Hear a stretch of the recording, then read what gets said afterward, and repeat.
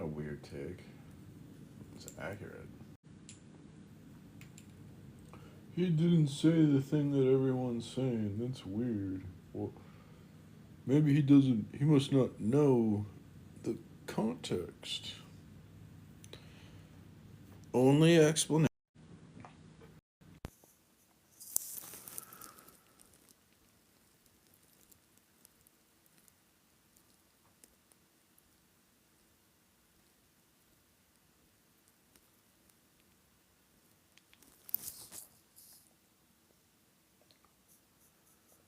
Okay.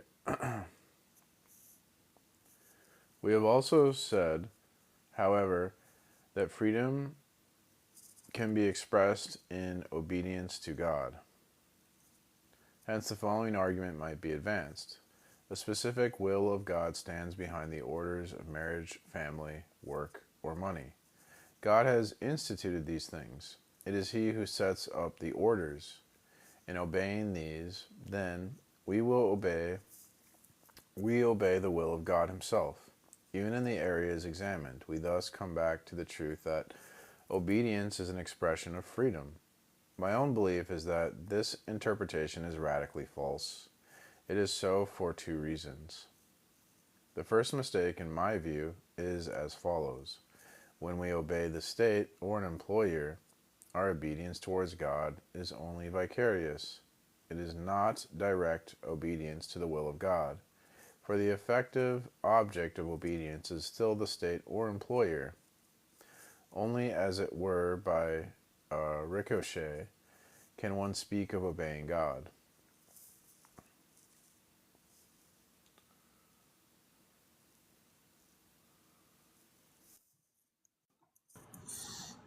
Welcome, neighbor. How is it objectively proven when there is no proof?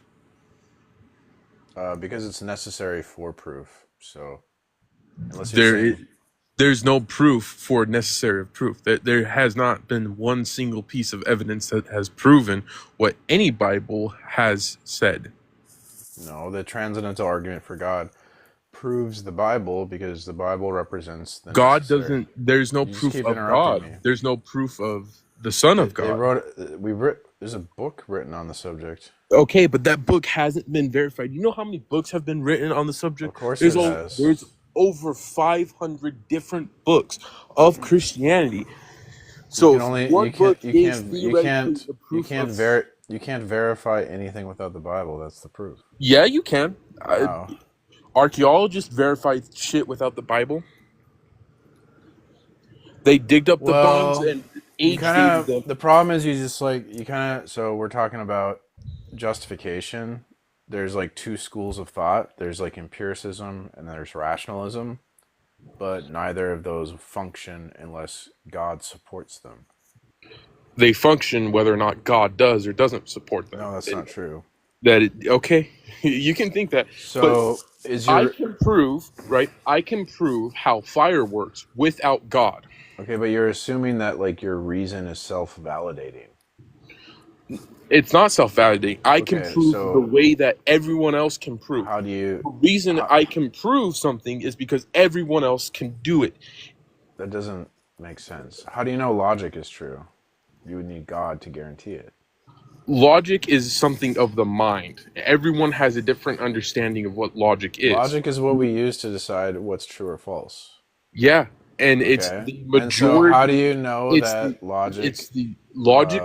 Logic is is the accurate? majority that agrees that It's passes not about laws or majority. anything. No, Yeah, logic it is a is huge thing about majority. it has Because nothing to do with majority. That's a yes, it logic. does. It's a Yes, logical. What you're saying is it's a literally a logical fallacy. It's called a and argumentum ad populum. mhm. That's a fallacy, bro. I can, like I said, I can prove how fire is You made. can't prove Just like, anything. No, yeah, I can. Yeah, I no, you can. can't. I can show you the chemical compounds of how fire is created. I can show you how fire reacts. I can show you how fire is Okay. alive without God. No, because how would you show me fire without like the uniformity of nature? Nature is not God. Okay. Well, that's not a response to my question, so Yeah, I it guess I'll is. just move on. Yeah, Okay, I'm yeah, just gonna yeah, move it on to was. someone that's Nature is. reasonable. Yeah. Um, I got a quick question for you. How does sure. God? Oh, you broke up there, or maybe I broke up. How does God do these things that you claim that we need Him for? Explain it. How does he do the? Well, so like his rational mind would make like logic What makes real. God's mind rational, and how do you know it's It's rational?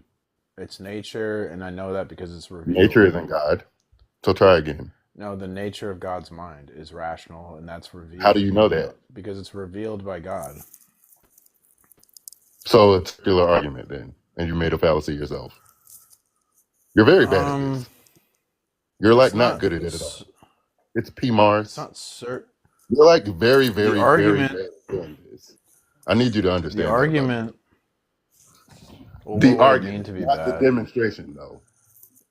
Okay, but when you say You know, something's the bad, argument, not a demonstration, you need to because this appeal is to a something you're making up and standard. not real. You That's need what to you're gonna appeal do. to a standard. Well, what makes I don't need bad to real? appeal to anything. I need to appeal to reality. So, what makes God do things that Well, we need to what is depend on Him for all of reality? this shit for? Is reality a physical or a mental substance? Is God real or not? You're not answering any of my questions. Yes, God is Don't give a ultimate fuck about that reality. though. Is God God real or is, not? yes, he's ultimate Okay, reality. so what does God do to make us dependent on all Him for everything? What does He do? He's How does He validate? necessary. He's necessary for human How does reason. He? How is He Without, necessary? because without God, you'd have to say that like human reason is self-validating. You'd What have does God nothing do with God? How do we say it? Is what I'm asking you. How does because we have God now? Now, what does God do to make that a requirement? he helps us reason How is what I'm asking you. because he created us in his image and How is what I'm asking you. yeah, through his design. He designed us to. How is what I'm asking I'm you. telling you, through his design, he No, you're designed not. You're it. making more claims. You are repeating your claim, and you're making an argument by assertion. That's not Well, explaining to me to how it make works. there's preconditions for claims, right? And so you couldn't make a claim without the Bible Okay, why though? because you're Because I claim predicating. that my name is Kelvin Morrison. That's not in the Bible. That's on my Which birth certificate. So there's at least one thing I can prove without the Bible. when you Try say a better that argument. when you say that's a claim, you're using logic, but logic, the source of logic is God. So you can't like. Sir, I asked you how God makes things logical. What does God do to make things logical? This is your claim that we can't Um. do it without God. So what is God So doing that makes it give him a requirement? so for any word, there's a sense of what the word means, and then there's a referent to the word, right? So like you have the word basketball, but the word isn't the same as like a physical basketball. But a physical basketball is like the referent to the word basketball. So like we have the word logic, and the mind of God would be like the referent to that word, like the So basketball what is the time were you referent. born yesterday? Because that was the dumbest shit I've ever fucking heard anybody say. That was Why really, is that really dumb? stupid. It sounds You like you were understand there's a born difference yesterday. You between the don't know word anything about basketball anything. and a physical That's basketball? really dumb. I need you to know How is that that that is the dumb? dumbest fucking thing. You know, like words That's aren't very stupid. physical. Do you know that words aren't physical? I do know that Okay, words are so descriptive. the We word come up with them basketball to make isn't. language. There's So like you're still not answering my original there's like question. the What in. does God do to make him necessary for knowing I things? told you he's the physical That is reality of another logic. claim. You are not telling me how it works. He's the concrete represent It works. he's the concrete representation of logic, like the That basket is something concrete. you're just saying. That is not telling me how it works. Well, the way it works is that God is real and he has the What properties makes him to. real? His nature is that he is say, so it's his nature to exist. And so Okay, so God. it's the nature of leprechauns to exist. So leprechauns are real. Well, no, but leprechauns. What would make a leprechaun real? That's what I'm asking you about God. Are you Yeah, not following your own argument? God's Why are you so nature. bad at this? You're very bad. I told you, Cancel God's your lies, nature. bro. You're horrible at this. You're It really, really it's bad. not the leprechaun's nature to exist, or else you're redefining what a leprechaun is. Sir, you're defining God as You're playing word something that games. needs to exist. I'm I'm using not your own fucking defining. I'm argument. not defining God. You are God, recognizing how terrible you are at this. You are very, very fucking bad at yes, this. and I bad don't understand according how to you're not embarrassed. Why are you not embarrassed to host this live because and I have fucking no get shame roasted to and cooked like proclaim the this? gospel, and I'm. Sir, you're bad at this. Stop. Stop. What does it mean to be I'm bad cooking you without on your God? own shit. What does it mean to be bad? What's the standard that's not Jesus? Oh my fucking God. Oh, what does it mean to be bad? Let me revert into not knowing how words work. That's gonna No, but that's what's gonna your? work. I'm asking. I know what it means. I'm saying, what's the standard for good and bad? That's not Jesus. What's the Jesus. standard for actually answering my question? How does God make Okay. why is God So, necessary like, for logic? What does he okay, do? here I'll use the example of you said what my argument is bad or whatever, but does bad exist? Because human minds can't make bad Okay, real. so the question was, what does God do to make logic? I'm trying to What does answer he your do? How does he question. do I'm it? trying to answer your question. When you said So my answer it. I am. When you said my argument is bad, there's nothing in your model of reality that can make bad real because your God mind. does A, B, and C would be the answer to my question. Yeah, that's what I'm God getting. does That's what I'm this, getting that, to. and this. What is the this, that, and this? Oh my gosh, dude, you have no patience. God does I know. I I don't have can't. patience for things that are not the answer to my question. Well, it was So the I answer to am your asking you, question. what does God do? And you are saying God does A, B, or C. Which is what's the A, B, and C? He makes logic real. He makes How? morals real How does he because he do has it? the attribute set to make them real. How does he do With it? his Is not attribute what is with he? his That's not the attribute answer to my set. question. How does he do it? He uses his attribute set. How? He uses his Bro. attribute set. Okay, so when I ask how you make a cake, do you say he uses his cake? Or would you give me a fucking recipe? Well, yeah, the chef would like use his God-given attributes to make Yeah, the cake. but like he'd also have a recipe for how the fucking cake is made. So that's what I'm Okay. asking You're you. asking me for the How does recipe. God do things? So like logic is immaterial, universal, unchanging, That's not the answer to my eternal. question. Do you not know how the answer? Do you not know I how guess questions not. work? I can't. You're not like I don't I guess understand. not. I guess you're very bad at this, and you should fucking I cancel your guess. live because you're getting dog walked Okay. on your own shit. Okay. I think All right. you need to go practice more before you I'll start do talking that. to atheists. You're very bad at it. Okay. Thank you for the You're advice. very, very fucking bad at it. Okay. Well, Thanks. I wish you Thanks well. for your time. All right. Have a good day, neighbor.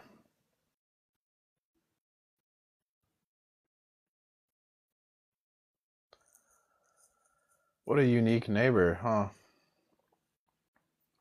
We lost you, Raptor.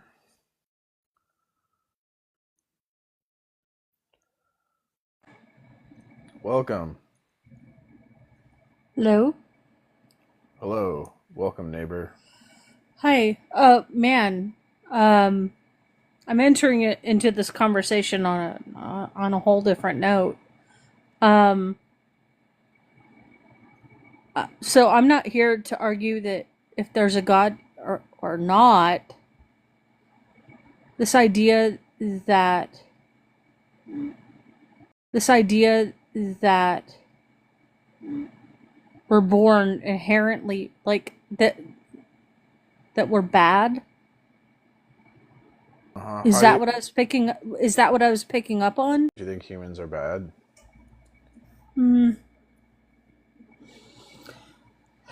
I mean, like history kind of. Yeah. I mean, bears testament to that fact. none of us are perfect. Correct. Well, except for Jesus. And so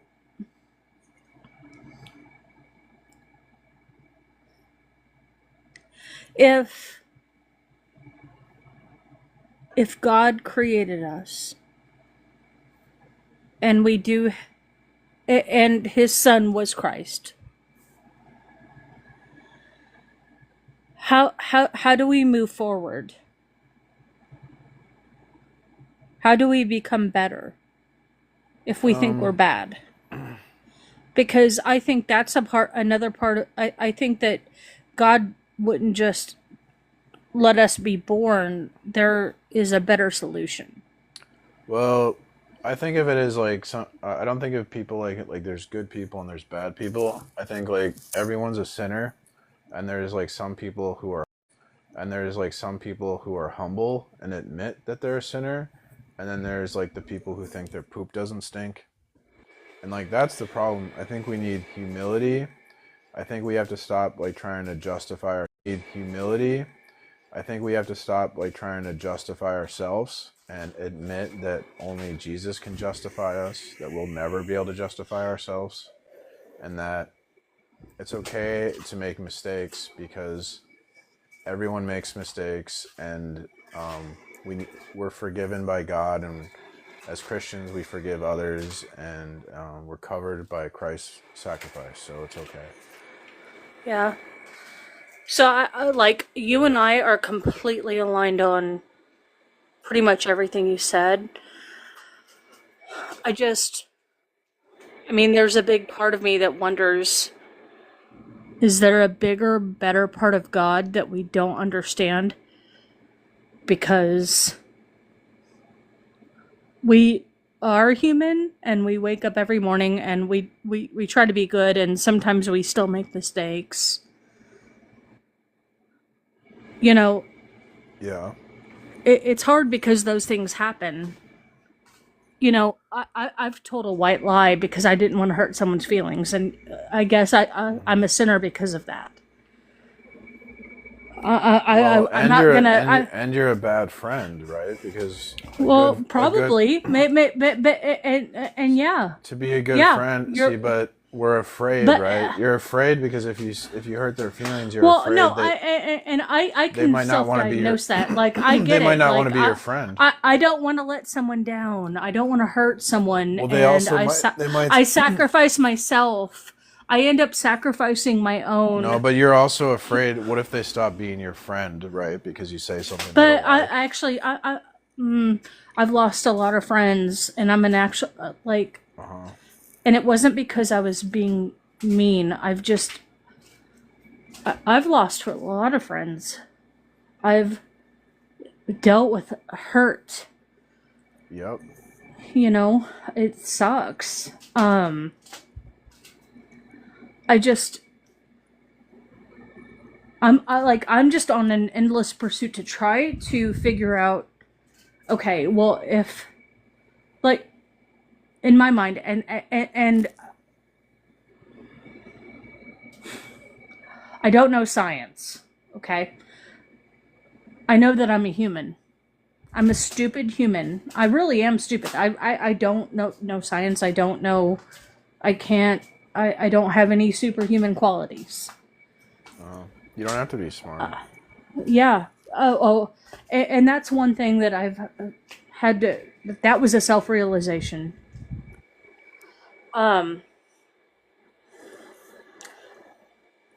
I guess my point is, whatever God is, how do we become better? I How do struggle. we become better? Well, Um, because there are I feel like for every human mistake that God forgives us of, it's still a mistake in our human brains. well, I wouldn't have the like answers. I wouldn't know how to become better. That's why I say like I can't become better on my own, and that I need Jesus to help me. And then I turn to like His Word for guidance. So that's what I do. Because I tried everything, I right? I tried every Eastern philosophy, New Age, science. I tried every. I looked at all anyone offering answers, and for me, like the answers that the world has to offer don't go anywhere except for to take money out of your pocketbook. And I find the truth and real answers in the Bible. And I am here to be your friend. I am not to argue your personal experience. I personally have a hard time reconciling my life in 2025 to the life of anyone 2,000 years ago. Oh, that's not A- true. And, We're still. well, but let me tell you, there's a word called milieu, Yes, I know what that MILEAU. means. Yeah. What is it? What It's without? it means Uh, it's sort of like your society cultural vibe. yeah. So how does the text of the Bible help one navigate through current times? Because the same problems we see that Jesus faced are the same problems we see today, like war, hunger, power struggles, social But power struggles. yeah, no, I agree. Everything's there. So I want to go deeper. I personally am not smart enough to solve any world issue. So, not without saying that, like, how does the Bible specifically speak to an individual and not world problems? Because, and listen, I'm not new to the Bible. Like, I do understand that there are verses and there are letters to societies in the New Testament. But unless, like, I guess I feel like I'm in a day and age where instead of going to the Bible, we're told to just go talk to a counselor about it, right? So, That's true. how in 2025 do we navigate Take this pill. interpersonal problems? Because I'm not arguing with you. Like I'm just that's- wanting to talk to it's not. someone. I don't know. There's always going to be like, I struggle with interpersonal problems, but like you just do the best you can. Like I think forgiveness is really big. Like just like look at what is like the virtues of the Bible, like forgiveness, humility, grace, mercy, Yeah, compassion. I do believe in God. I believe in grace from a higher power. Yeah, I don't think that I just woke up. there has to be a higher power. It I- doesn't make sense Well, I don't. otherwise. I struggle with that. Well, yes. Okay, yes. There's a higher power. I believe that I have a creator. I believe I That's have obvious. I guess I'm just where I struggle with communicating with people is like it's not obvious to everybody. No, it And is. They're they're- just in denial. It is obvious. Yeah, but if you tell them it's obvious and they don't know, and they really don't, they get angry and run away. Yeah. They're hate and And they like both so hate and like fear how the truth. I don't think they go to hate. I don't think they go to fear.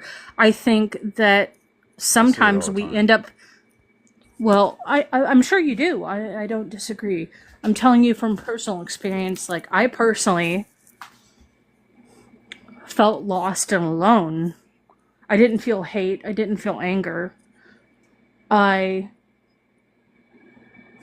Sometimes I feel lost and alone when I Yes. don't hear from God. It doesn't Well, mean, well, see- and I'm not saying that But God's even not even near. the prophets felt like that. Like you're not gonna always feel like super close to God. And that's what I was acknowledging. Like I don't always feel that way. I don't. Yeah, well that's just normal. The prophets were closer to God but- than anyone, and they felt lost. They felt sometimes like God abandoned them. So everyone has those feelings, if even the prophets do. That's just normal, but that doesn't mean I God was- did abandon you. Never once did I say that I felt like God had abandoned me, because He Okay, you're hasn't. making. Okay, well, can we? I should give out someone else a chance to talk. I'm sure you should. All right. Well, I wish you well. I'm sure you do. How was that? Like, I was trying to be patient and listen to her. Good lord. She got all mad because I just interpreted what she's saying, I guess, wrong. Welcome. Hey there. Hey, neighbor. Hey, how's it going? Can I ask you a question? I'm just a little confused about, well, point five, well, all of them, but point five, I guess it's the one Okay. that I'm confused about. What do you mean science is a theistic concept, I guess? So like you could think of it like there's two worlds, possible worlds. There's like a world where God exists, and then there's a world where God doesn't exist. Yeah, So sounds fair enough. we can do like a thought experiment and we go like, if we assume the world where God does not exist, we wouldn't be able to, we can reason that we wouldn't be able to do science in that world, and that science would only be possible if God exists to make science possible. So science would be a theistic pursuit. It could never be Why possible. would we need God for science to be possible?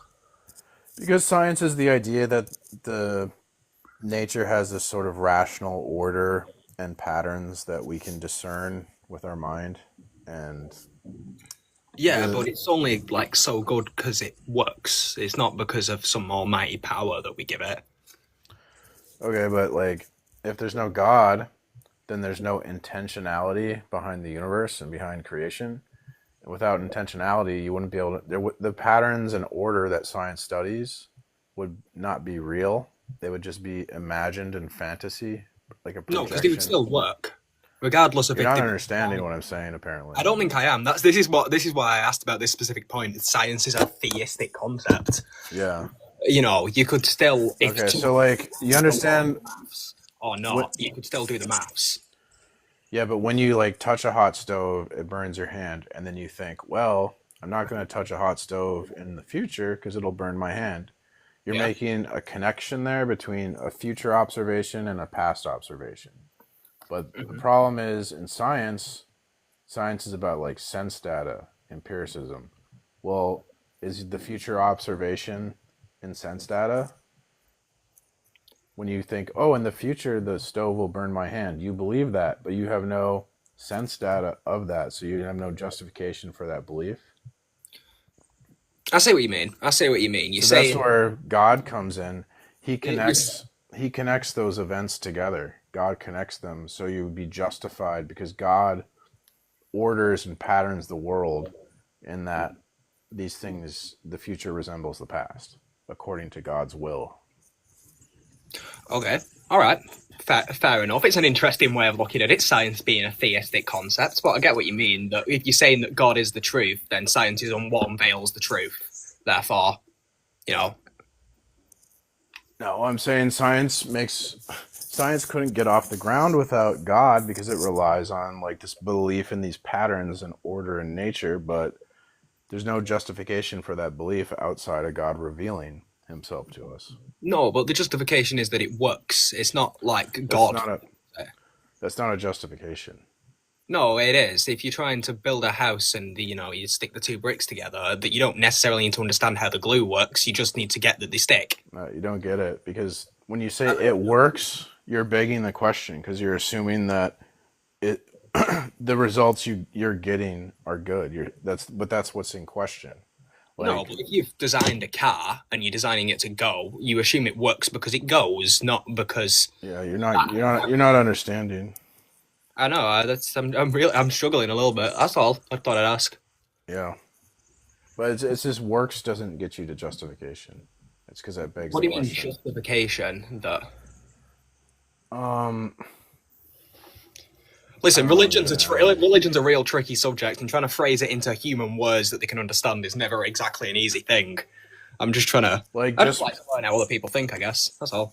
just because something works doesn't mean it's good. I don't know if I can think of a good example, really, actually. No, I know what you mean. A nuclear bomb works, but that doesn't make it good. I know exactly. I know. I can agree Right. with So you. like works doesn't like necessarily get us to justification. I don't know if that's a good example. I can't really think of a good example of it, but that's called like a pragmatic proof, but it's not. It's just begging the question because you're assuming, oh, it works, but that's where we're questioning. Like, how do you know it works? You just go, oh, because it does. So that's avoiding the issue. So it's really like not addressing the issue. Is when you say, oh, it's true because it works. It's just avoiding the issue. I don't. I'm not. Okay, and then Christianity is objectively proven. How has that one happened? Um, there's a philosopher named Cornelius Van Til. He Okay. came up with an argument, and as Has he far got as like a book I can read so I can view this in a longer form? Obviously. yeah, actually, there's a book called The Objective Proof for Christianity. I read this book twice. All right. So Okay. I'll read it. it's just like a philosophical argument. Yeah. The idea is that like basically God would be necessary for like kind of like how I said God's necessary for science. Yeah, well, that was It's kind kind of of why I was asking on that one. I got the feeling that this is like that's the underlying point, and me missing the objective yeah, proof of Christianity was kind of making me miss the point on the science is a theistic concept thing. I get the feeling that yeah, a they're bit kind of related. they're connected. There's more to it than that. That's just like one aspect of the proof. It kind of has it's like God is like the foundation of reality, and then when you deny God, it's like reality falls apart. Like if you remove the sun from the solar system, all the planets fly apart. Like there'd be nothing connect. The sun kind of connects everything together. Yeah. God is the thing that connects everything together in the universe, and so to deny Him, now you're in this like disconnected. There's no rhyme or reason. Everything's it's like chaos. I guess, yeah, I guess I see your point. I'm used to hear. I like listening to these like views on Christianity because this is a different take than like the traditional fine tuning argument. Or I'm sure you're familiar with Yeah, these things. Like it's a this bit is a different. different one.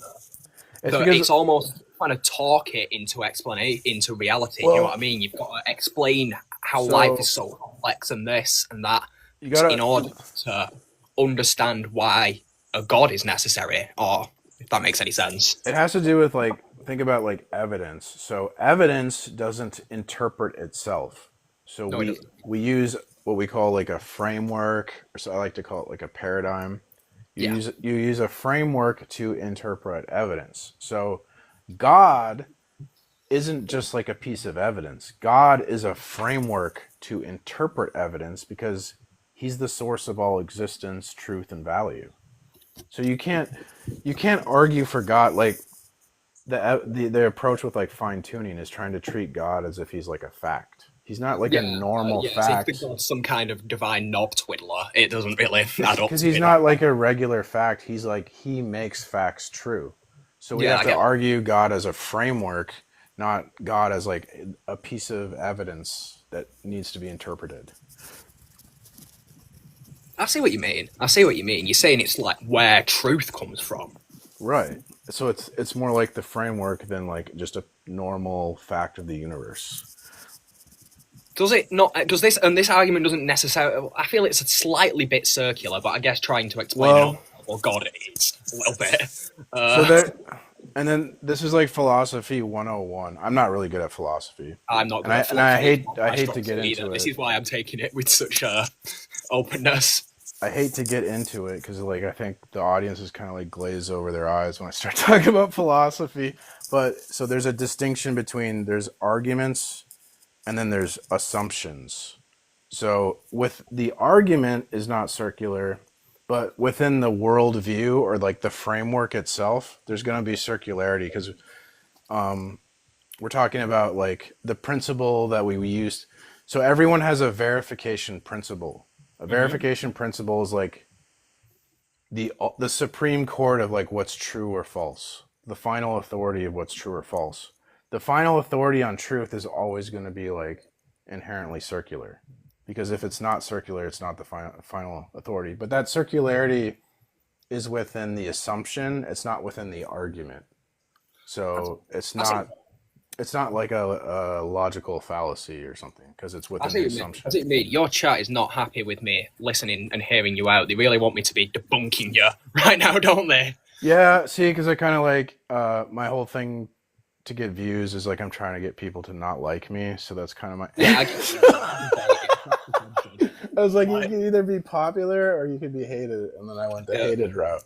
I get what you mean. So- Like, objectively, not agreeing with you on the massive subject matters, but it's not particularly why I join. I'm probably not the best advertisement for making people enraged because of doing Well, and there's a lot of people who get really emotional about it and they act crazy, and then I kind of make fun of them, and then they. There is that. There's people who have got the impression that winning a debate somehow makes you right, and it's not necessarily true. Come in here and think I've proved you wrong, but that doesn't make me right. Like, yeah, they're afraid to concede any territory in a debate because they feel like if they concede, they'll be losing the debate. But not conceding is losing because now you're operating out of a false premise. Like, how's that winning? Now you just have a false premise because you're so concerned to win the debate that you're gonna just like be fake. I think that's the biggest loser, but. yeah, no. Well, I prefer open discussion of ideas rather than this and that. Like, I'm just going to have to read the book because I feel trying to discuss this in a complex subject like this. Trying to get it. Yeah, you're right. It took me Anyway, long. I'll let you talk to someone else, bro, but at least Okay. I'm getting where you're coming from now. I appreciate you, and kudos to you. You're very polite and respectful, which is No worries, bro. Have a good day. You too. That's actually shocking how well behaved that guy was. Like, that's pretty rare. Welcome. Hi. Hello. Hello, Um, neighbor.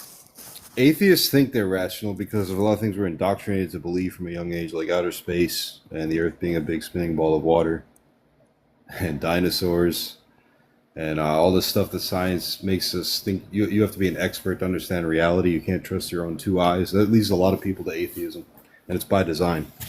Are you a flat earther? Yes, sir. Yeah, I call that. I kind of like don't really support that. I mean, I You support. should, because it's the truth of where we live.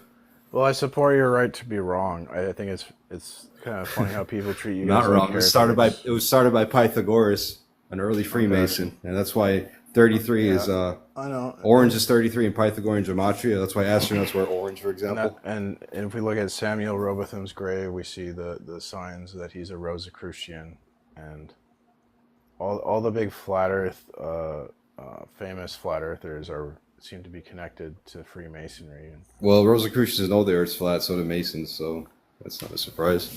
bingo. Okay, well, I don't really want to make this a flat Earth live, so no offense. Yo, Forrest, is Coco gonna let me on, or am I like anathema? Welcome, So, neighbor. so PMARS, I talked to you last night, and I just want to know, are you still holding the same ground around words that you can say and words that you shouldn't say? Yes. Okay, so you're still going to be racist. All right, so now that we got that out of the way, yeah, I mean, you flat out were. You can laugh all you want. I get it. I You were get being it. racist. So as long as you can admit you were being racist and you're a racist, okay. Okay. Well, Now, I no don't see it that slavery in way, ancient Israel. Let's move to a point. No slavery in ancient Israel. but- Uh-huh. How much of your Bible have you read? I don't know the percentage. I haven't read all of the Bible. Okay, have you read the Old Testament at all? Any of it? Yes. Okay, so what do you do with Leviticus? And what do you specifically Leviticus. do? Yeah, what do you Well, do with Leviticus talks about what do you do with like the Jubilee year where they're freed. Right. I'd We explain don't that. see that. We don't see that happening. But that Jubilee year. What do you mean we only don't see that applied- happen? That's in What I'm Leviticus. saying is we don't see that happening now. What I'm trying to say is the Jubilee year only applied to the people of Israel. It did not apply to the people from the other nations that Yeah. they took into slavery. But the people of the other nations could have joined they can get grafted into the nation of Israel, and then they could. Thing is, when it's giving the specific command around slavery, it is saying that once you take a slave from another nation, that is your possession. You're allowed to pass down to people in your family.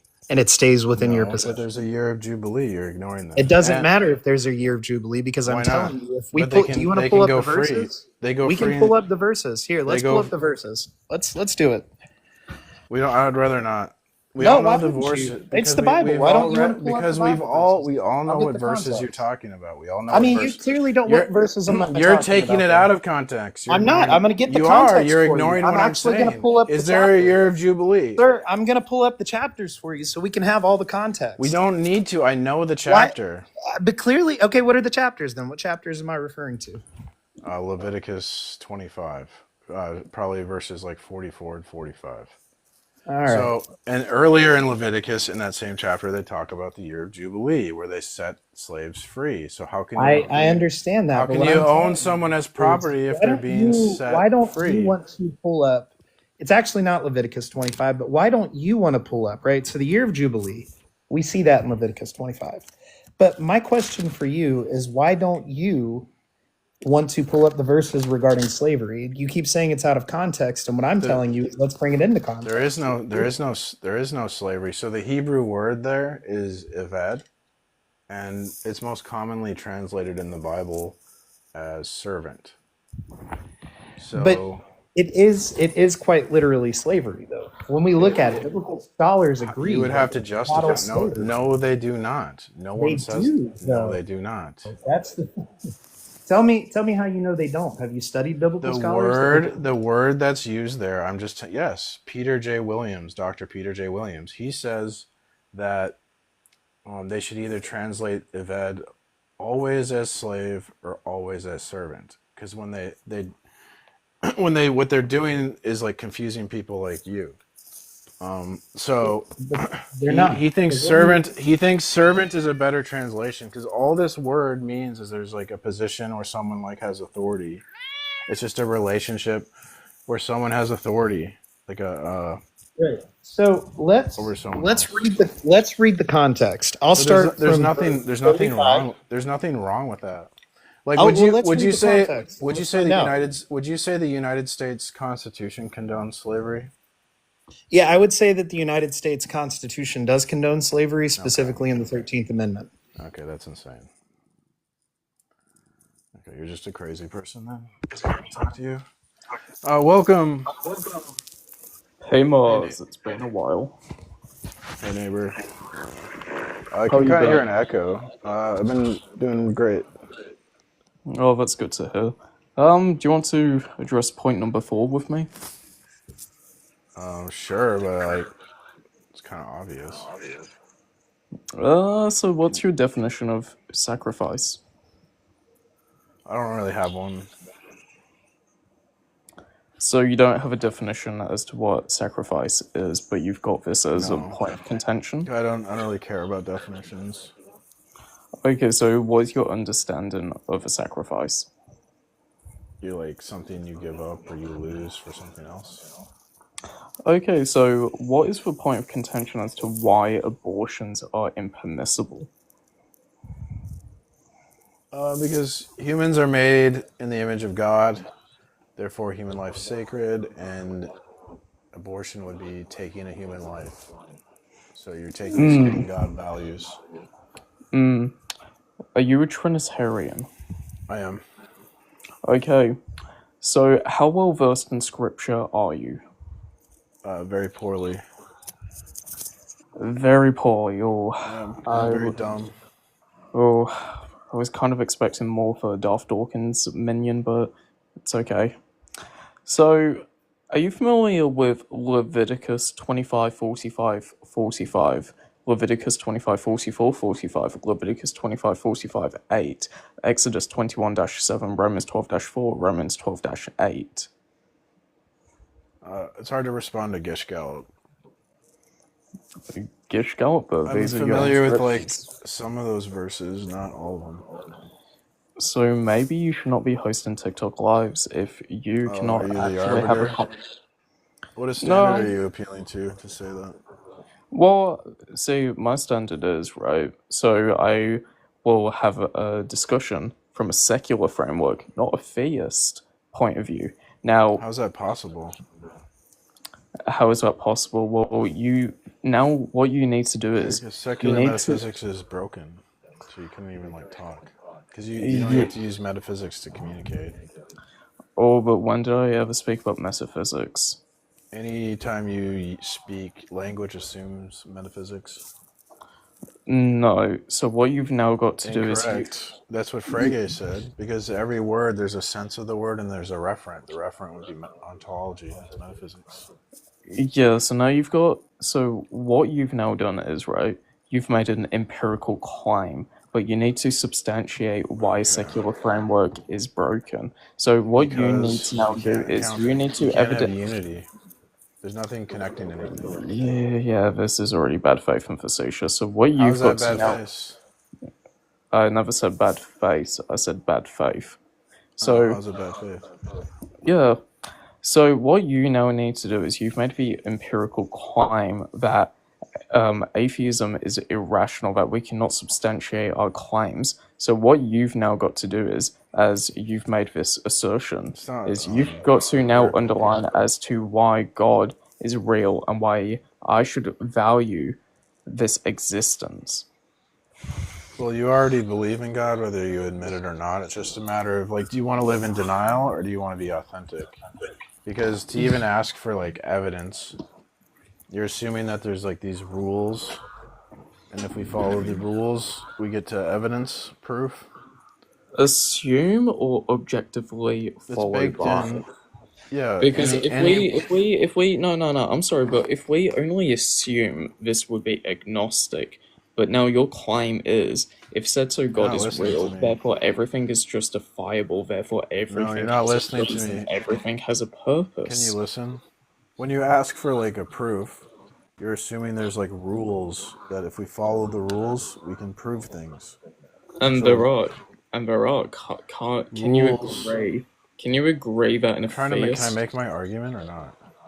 Well, I mean, so far it's bad faith, but sure. It's bad faith. How's it? What is bad faith? Yeah, because the problem is this presupposition of yours would not be indexed into the laws of logic, the laws of nature, or have any epistemic account. I don't know. Can you talk? Can you speak English? Like, I don't understand what you're saying. So, on what part do you not understand the laws Like, I of don't logic, the understand. laws of nature? So do you I not... Let me just ask you this. Do you understand what epistemology is? yeah, What is epistemology? theory of knowledge. The theory of knowledge or the study of knowledge? It's knowledge theory. Okay, so if it's knowledge theory, then who am I to say that a 4-degree angled shape, such as a square, is not a circle unless there's the burden of proof? Don't you understand? This is now the problem once we get into theories and axioms. Can you? I just don't understand. Like, I'm really dumb. I don't know. You're talking like way. Can you just like talk like a so human being? Have you I ever think- talked to like?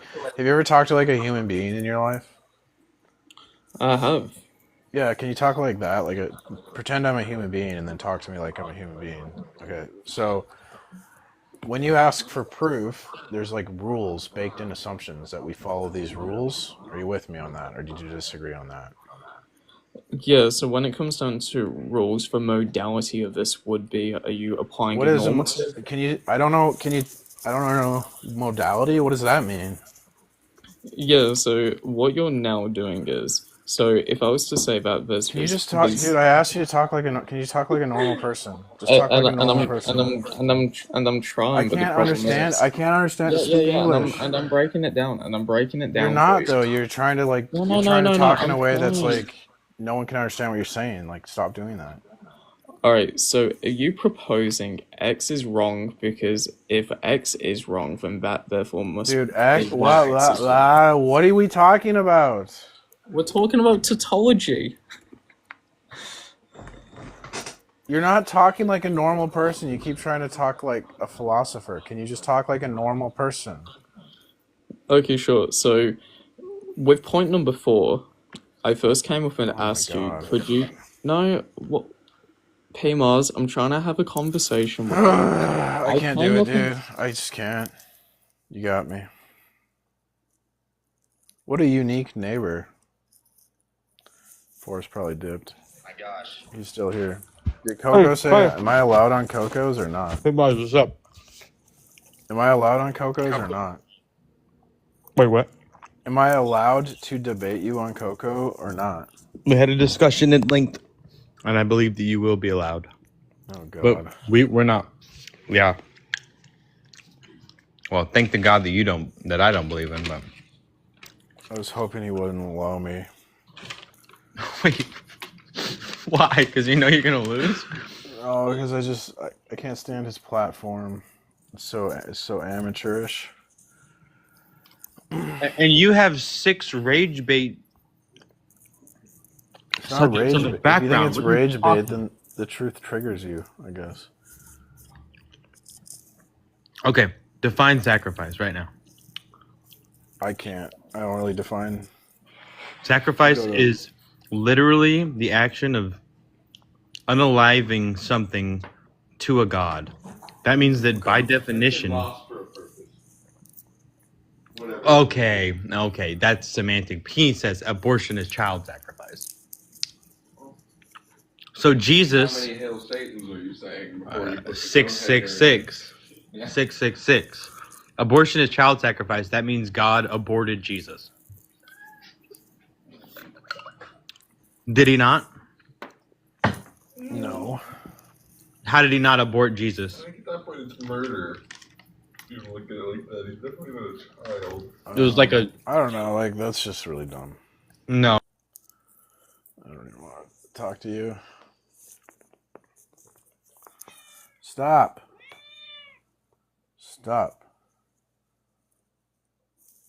Jesus would be a deicide. It wasn't Jesus sacrificed himself, but he wasn't a sacrifice. He was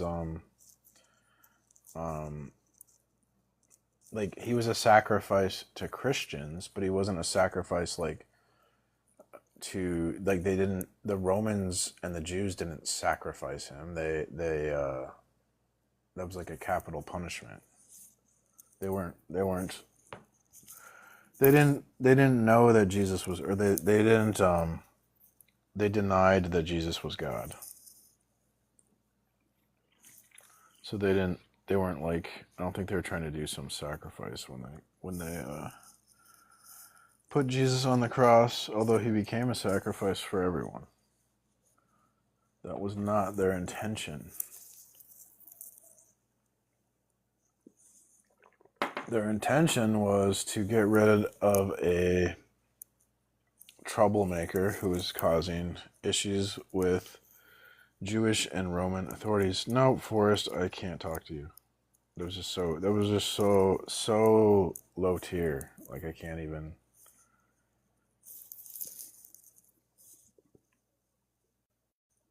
I don't have the patience to talk to you. You're very obnoxious.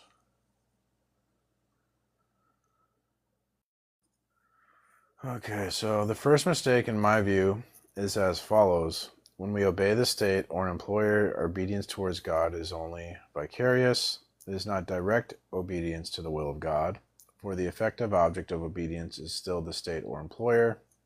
Only as it were by ricochet can one speak of obeying God. We cannot make the simple equation. To obey one's parents is to obey God. To obey one's parents is to obey the one who has been invested with a certain authority by God. It is to obey an order set up by God, and only secondarily to obey God. Okay. Stop. No. Bro, both of you guys, I don't want to talk to either of you. I already talked to you guys. No. No, bro, I gave both of you guys a chance. Like, you guys are so obnoxious. I would, like, it's like, I don't know, what's something really, it's something, like, really unpleasant.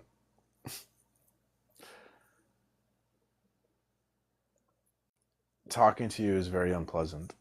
Recognized here is the necessary formal independence of the orders. The orders God set up, like family order. If there were direct obedience, this would imply that the powers are God's powers, and then their form and expression would obviously be always the same in relation to society. In fact, these forms vary enormously. This shows that the orders stand at some removed from God. At some, what is that? That looks like a PDF typo. This shows that the orders stand at some remove from God. That is a weird language. Pick one what?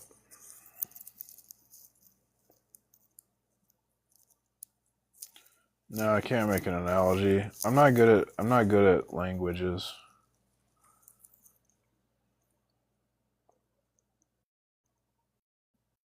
That's why I read instead of just like preach off the top of my head. Nor can we argue that there is on the one side a basis or dimension or core, which is the authority willed by God, and on the other side a contingent form. This is a feeble evasion, for in fact the form is the totality in all institutions. Nothing in common can be found between authority of the 20th or 13th century worker over his fellows and that of the president of a corporation like General Motors. Everything lies in the form which the institution takes. It cannot be said that obedience to any institution, to any kind of labor organization or money relation, to any structure of SMEX relationship is intrinsically obedience to God. Nor can this be said of obedience to any political setup. Not by a long way can such obedience transform these structures. Hence, it is not a form of freedom in them. The second mistake has been well brought out by Barsh in relation to the state, but it can see in relation to other areas too. For a long period, institutions were thought to have intrinsic value because they are willed or ordained by God. The basis of institutions was thus regarded as a ground of obedience on our part. If this is so, however, we have to see that this obedience is in no sense an expression of freedom. In fact, however, as Barsh rightly stresses, the will of God prescribes a certain attitude and line of conduct in relation to this or that institution, organization, or power. The commandment of God is what entails obedience, and hence our obedience is what finally gives the institution its authority. And the only thing at issue then is a relation of God to me which is translated into a specific attitude to work, parents, and so forth. To the degree that obedience to God alone is the point, this can express my freedom, but this confirms what we said a moment ago about the forms adopted by the organizations of work, family, etc. All this leads us to the consideration that if concrete situations are studied, and not just ideas about work or family, obedience will certainly not be the way of freedom in these spheres. Once again, we have to face the reality. This, as I see it, is the greatest difficulty for theologians who tend to talk abstractly about work or money. Now, we have often made the point that freedom in Christ is nothing if it is not translated into real life, but this cannot be done unless it is expressed in an actual situation which can be known and experienced, not just in terms of an idea on the subject. This is why I'm forced to say that Karl Barth's discussion of work, the death penalty, war, and so forth in church dogmatics are misleading. He never refers to the practical situation, but always speaks in the abstract. We shall return to this later. Another erroneous view is that in the social context, freedom will be expressed by the individual decision. Each must find his own form of freedom in work, family, or SMEX. As in the preceding case, there is a grain of truth here, but there is also a great deal of error. This individual solution can be seen in two ways. Let us begin with the more superficial. One might describe it as a matter of disentanglement. I am called to be free. I have to express this freedom by my own methods. I have to choose and decide. I am in a society which organizes work in a coercive and totalitarian way, in a system of professions which is absurd or unjust, in atomized work, in an economic order which I cannot accept. I live to work, and the more society organizes itself, the more it thrusts the totality of my life in this work, so that I have to try as such as that I can keep the main thread of life clear of entanglement. Okay. Is there really any job that is more independent than others? To become a workman is to bind oneself hand and foot. To be an executive in a big corporation is certainly to make a lot of money, but it involves a personal bondage that can be worse than that of the ordinary employee. Finding a job which will give the maximum of free time and personal initiative and the minimum of external control is by no means easy. Such jobs still exist, but their number diminishes from year to year. Things are less difficult in the family. Here I affirm my selfhood in relation to the others. I am independent in relation to my parents or spouse. I am myself. Even if my father tries to exert authority, I am increasingly able to handle it. I constantly increase the sphere of my independence until I am able to master that authority. If necessary, I can leave the family. Sociological pressures all force me in this direction. Welcome, Yo, welcome, neighbor. What would you like to say? I want to say, give me that damn proof, bro. The proof for God, the Bible, is that we For Christianity, it's objectively proven. yeah, because when you think about proof is like rules, and we have to follow the rules to prove things. But rules require rule enforcement, and so, like, soccer game needs referees, or people will just break the rules. Yeah, I get it. Okay. Yeah, so big God's damn like proof, the bro. cosmic referee to enforce the rules of proof. If you deny that, you wouldn't be able to prove anything. So it's impossible to deny God How do you know at all the nature of God? because it's revealed in creation and human history. What, sorry? Oh, God reveals himself in like interacting with humans in history and in creation. Break that down for me, sorry. Well, there's like, the Bible, the prophets, Jesus, so that's God revealing his word. And then we also see, like, when we look at creation, we see order, and that order is a revelation of the mind of God because God orders the world. Are there not religions you don't subscribe to, whether it's been prophets who have claimed the word of God? Yeah, so So how do you know those ones are false and your ones are true? because Or their is it more a God, belief?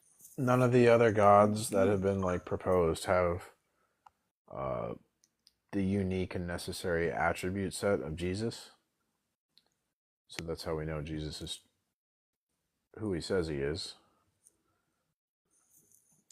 Okay. 'Cause the other, I mean, the other gods couldn't like make logic real. Like only Jesus can make logic real because like Allah is always changing. Allah isn't unchanging, and so logic is unchanging. So the source of logic has to be unchanging. And since Allah changes, Allah can't be the source of logic. if the source of logic is unchanging, then what would you say to things like walking on water? That would completely go against the whole logic is unchanging thing, wouldn't it? No, because that like God just has like access to higher knowledge. So like he might not Ah, our logic isn't exactly the same as God's logic. cool, man. You didn't prove it. Congratulations. And have a good one, though. Okay.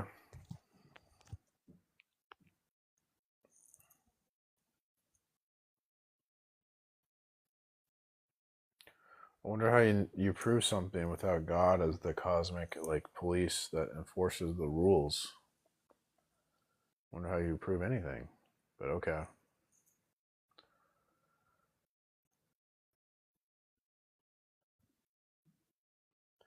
How can you make any claims without God? God is the Bible is the necessary precondition to make a claim. As regards money, considerable freedom exists. I can try to make a lot, I can restrain my desire for it, I can give it away, or I can remain in honest mediocrity. The individual element is by no means negligible here. We are not confronted by a social current or a common decision. These seem to be truly significant acts. They seem to be authentic acts of freedom. We shall have to return to this. All the same, they are purely personal acts. They are a private solution, as in the preceding cases. I may also claim to be establishing my freedom individually in the sphere of SMEX by breaking taboos, by following my instincts, by seeking pleasure, by removing all the barriers I might find to sleeping with any woman I choose, or in the case of the woman, by freely practicing contraception as to sleep with any man.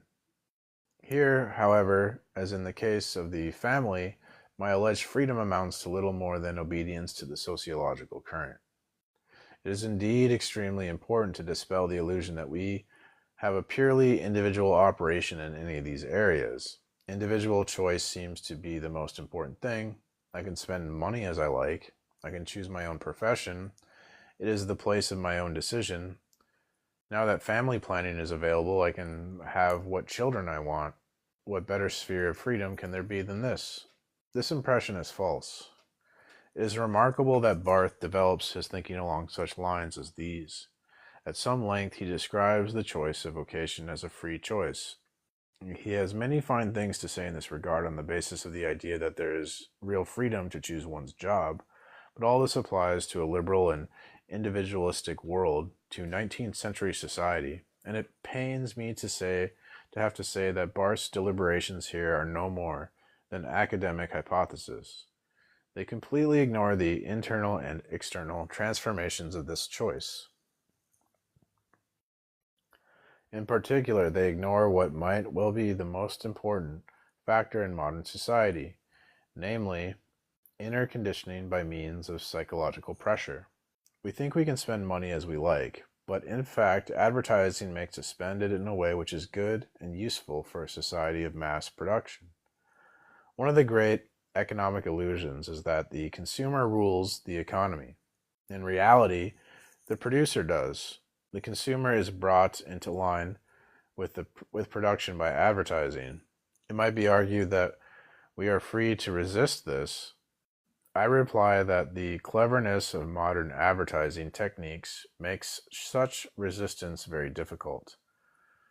When one adds the force of worldwide social current, it is well nigh impossible. There is a universal demand for winter sports. There is a universal demand for boats. There is a universal interest in hobbies.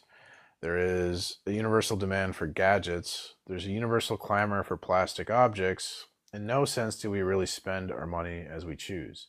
For why do we buy one thing and not another? Basically, they are equivalents and are equally interesting. Again, if we want to be economical, an appeal is made to our noblest sentiments. It is our national duty to spend. We shall ruin the economy if we do not.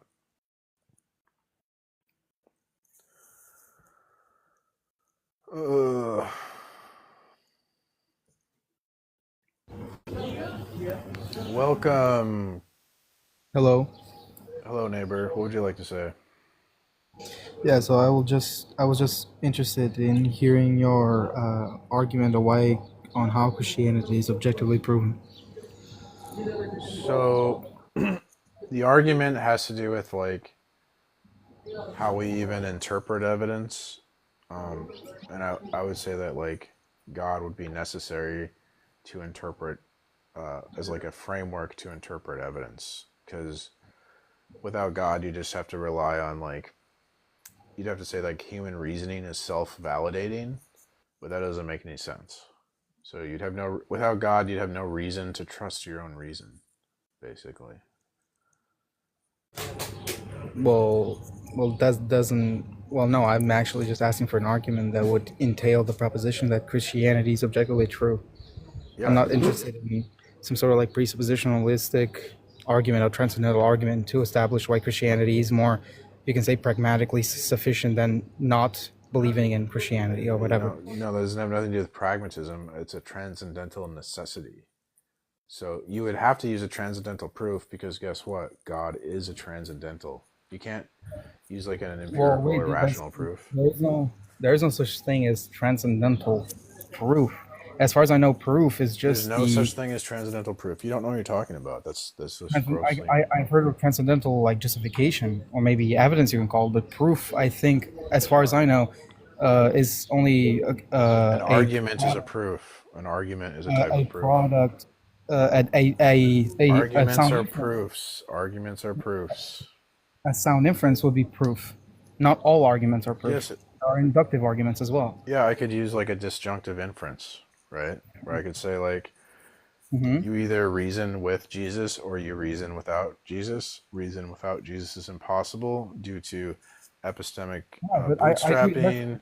Let's the grant you that impossibility I cannot to- reason. Right. Let's grant you that I cannot reason without Jesus. Right. So let's say that I have to, like epistemologically speaking, as a foundation, have to include the existence of Jesus, but I can still logically not believe in him, or at least logically hold to the proposition that Jesus does not exist, because It's a contradiction.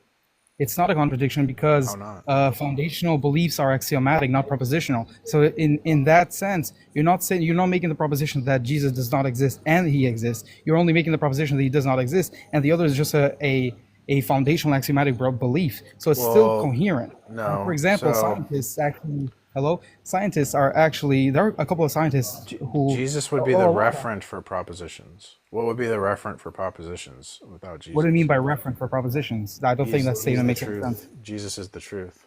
What's the truth? What do It's you mean not by the Jesus. truth? The referent for Well, no, propositions. I'm sorry? The referent for all propositions. What do you mean by reference? You said the truth. What do you mean by truth here? The final reference point in predication. That's just circular. Like, you went back to reference. I'm asking, what do you mean by reference? It doesn't inform me of what you mean by reference. Does it now? So like Right. Frege's You do understand, though, that foundational epistemological beliefs are going to be axiomatic, not propositional, right? well, no. So God would be the necessary no. precondition. Well, that would be false. Stop. Okay. Axioms require preconditions. So God would be necessary to have an axiom. You couldn't have an axiom without God. God isn't an axiom. He's the precondition for axioms. So you don't know. Yeah, right. But you're saying that the axiom that God exists, or logic, or God is other. not an hello. God is not an axiom. God is the precondition to have an axiom. Not an axiom. A condition to have an axiom. Yeah, axioms have there's preconditions. You to know what an axioms. axiom is? Yes, it's a starting point in like a system of logic. That's like unexplained. Okay, mediocre definition, but at least I can get behind it. Okay, and why? And can you explain the statement again that you made about God being? Yeah, the, to have an axiom, axioms don't change, right? Right. So you're saying that in order to have axioms, Right. So a precondition for an unchanging axiom would be an unchanging source for that axiom. What would be unchanging and absolute? Right. So you're making the proposition that it's impossible without God to have. No. Axioms presuppose an unchanging absolute. God is the unchanging absolute. You disagree. no, they So don't. what's the That's- unchanging absolute? That's your precondition to have your axiom. Again. Right. Well, You're why done. Are you, why are Take you him out the shifting oven. burden of proof? Hey, Why are you take him out shifting the burden of oven. You're proof? done. You're cooked. You're cooked. Oh, I'm cooked. Oh, well, can you let me see first? What is the Uh-huh. unchanging absolute? That is your precondition. That's for irrelevant, and axioms. rather you can establish that Christianity is Oh, objectively- irrelevant. You know what's Yes, it irrelevant? is.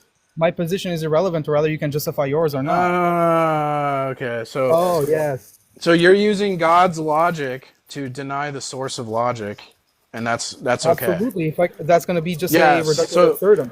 You're using Even like even if I sunlight right to deny right, so the even if I sun. were to presuppose God's existence, if I can at least show that that leads to some incoherency or contradiction, then that would falsify or at least give me enough justification to not include him as a foundational assumption. Yeah. So Yeah, we don't climb up to God with unaided reason or sense experience.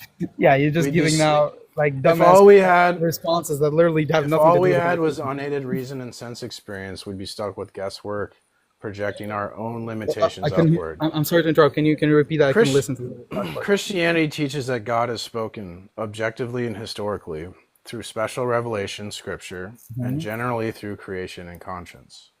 So God's Okay. self-revelation gives us his attributes. He's eternal, not created. He's personal, not Wait, abstract. and He's how? rational, the ground of Okay. logic. He's moral, he grounds right and Wait, wrong, and he's he's the triune. ground of logic. Wait, that's Unity a. and I find that diversity kind in of perfect ridiculous. harmony. Wait a second. You said These that he's aren't the ground of arbitrary it. claims. They're what required to make sense of logic, Hello, I'm knowledge, and asking a morality in the question. first place. I'm asking a question. You said that God logic is grounded in God. Is that? Do you hold to that proposition again? Yeah, he'd be like the referent for logic. Wait, but are you saying that God is some sort of like metalogical being or entity? He's the necessary mind that is the ground of being. Right, so when I think of God, I think of a being who is grounded in logic, but not logic grounded in it, because there are certain absurdities that can arise. No, It's like, for logic example, flows from God. if logic is a product of God and not God a product of logic, or at least grounded in logic, then it's somewhat ridiculous, because you What can is say it? that God is not God. Grounded Or, in logic? You don't know. What do you think grounded means? You're not using that word correctly. grounded, I think, is justified by God. Logic is justified by God. No, yeah. So grounded is when we Yeah. take something abstract and we make it concrete.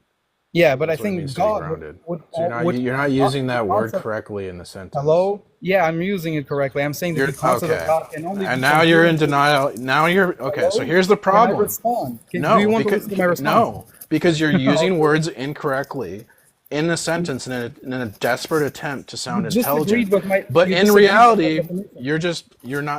you're fake. Well, I don't okay, want to can I talk to just you. explain You're a myself? fake. Oh, you don't want to talk You're to a me now, huh? fraud. Yes, because you're being fake, trying to sound smart when you're not. As for vocational choice, it is increasingly restricted. Quite apart from environmental pressures, we find that the actual choice is greatly restricted by external constraints. For example, diplomas, competition, labor legislation, as well as by psychological constraints, for example, professional orientation and propaganda. Among rural and urban workers, choice is restricted by environment and social or racial barriers, even though financial help may be available. In middle-class circles, choice is increasingly limited by haphazard and implacable administrative selection. The many ramifications of the modern educational system mean that choices, which are hard to change, are often made at a very early stage. What do choices really amount to in this case? The pressures of the labor market send people from one job to another, and in a society in which unemployment is always present, can one really speak of choice? In a socialist society with authoritarian professional direction, there is even less possibility of choice, and when qualifications have been won, assignments are made from above, and choice of profession is thus ruled out. Furthermore, even socialist societies are now threatened with unemployment, so yet another pressure is added to that of centralized control. Oh my gosh, Dave. Hey neighbor. What's up? I'm just reading the Ethics of Freedom. Cool. What would you like to say? I have a question. Okay. What's your definition of God? The necessary mind that is the ground of being. Okay. meaning the And source of existence. Yeah, go ahead. okay. Do you think every Christian sees it that way? Like they abide by your definition? No. Okay. So God's abstract. No, God is concrete. God's concrete. Yes. But you can only know God through other people. Because there's really no evidence, no solid evidence. All evidence is evidence of God. You can't have evidence without God. I keep telling you this, Dave. There couldn't be more evidence of God. Remember the TV show Friends? Okay. Chandler? Give evidence then, There not couldn't using be God. any more evidence of God. Then give evidence not invoking God. Because to Give have evidence? evidence, you don't need to invoke the thing you're trying to prove. If facts, then God. Facts, therefore God. You just invoked God. Thanks for coming, Dave. You're terrible. Yes, I'm terrible based on the standard of what? Your mind that you made up?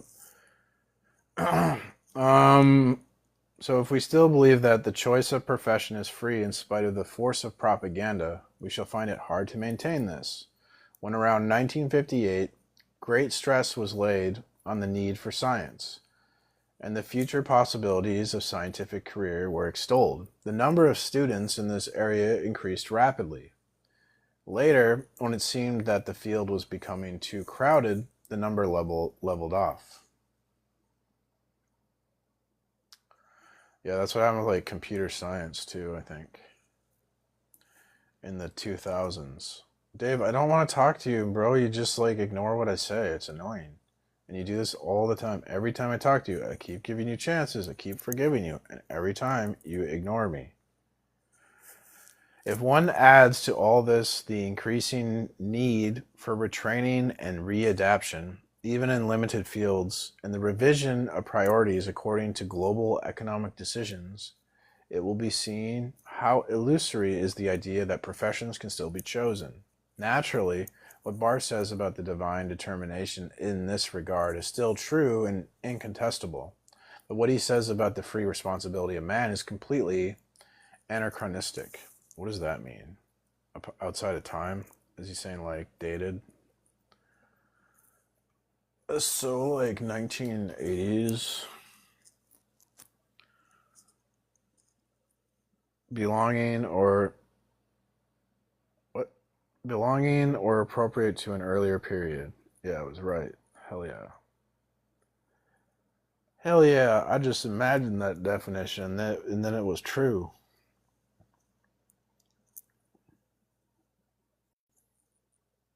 How do you prove? Because to deny God, you have to invoke God. That's the proof, Dave. You can't deny God without invoking the God. There you go. You figured it out. The point is that it's very hard to modify the way in which we interpret the reality in which we live. It's very hard to see it as it actually is. Hey, this is what I always talk about, right? This guy's not Precept, right? He's a sociologist. The point is that it is very hard to modify the way in which we interpret the reality in which we live. Bars. It's very hard to see it as it actually is. Based. But we have to do this if we are to give an adequate ethical answer. If we reflect on a situation which is no longer our own, the ethical answer given will still have value as a reminder of theological truth, as in Barth's case, but it will have no relevance to existing reality. This is why we have to reject the possibility of an individual decision in the present situation, although we shall have to come back to it later from a very different angle and much more positively. I'm not sure what he's saying there about rejecting. Here, let's do a ChatGPT help us with this weird, dense language that I can never understand.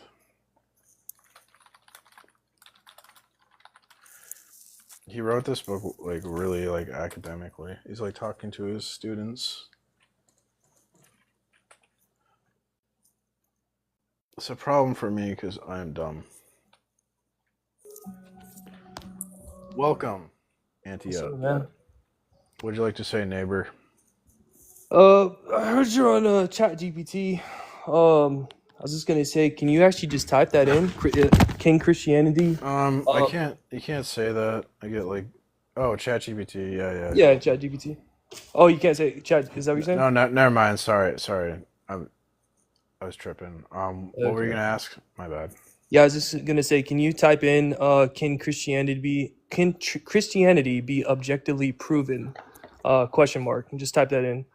Because I just did it, and then it went through a whole onslaught of things, obviously, of why pros and cons. But at the end of the in summary, it said that it cannot be objectively proven, and It's I would wrong. agree because you're saying that you're smarter than AI.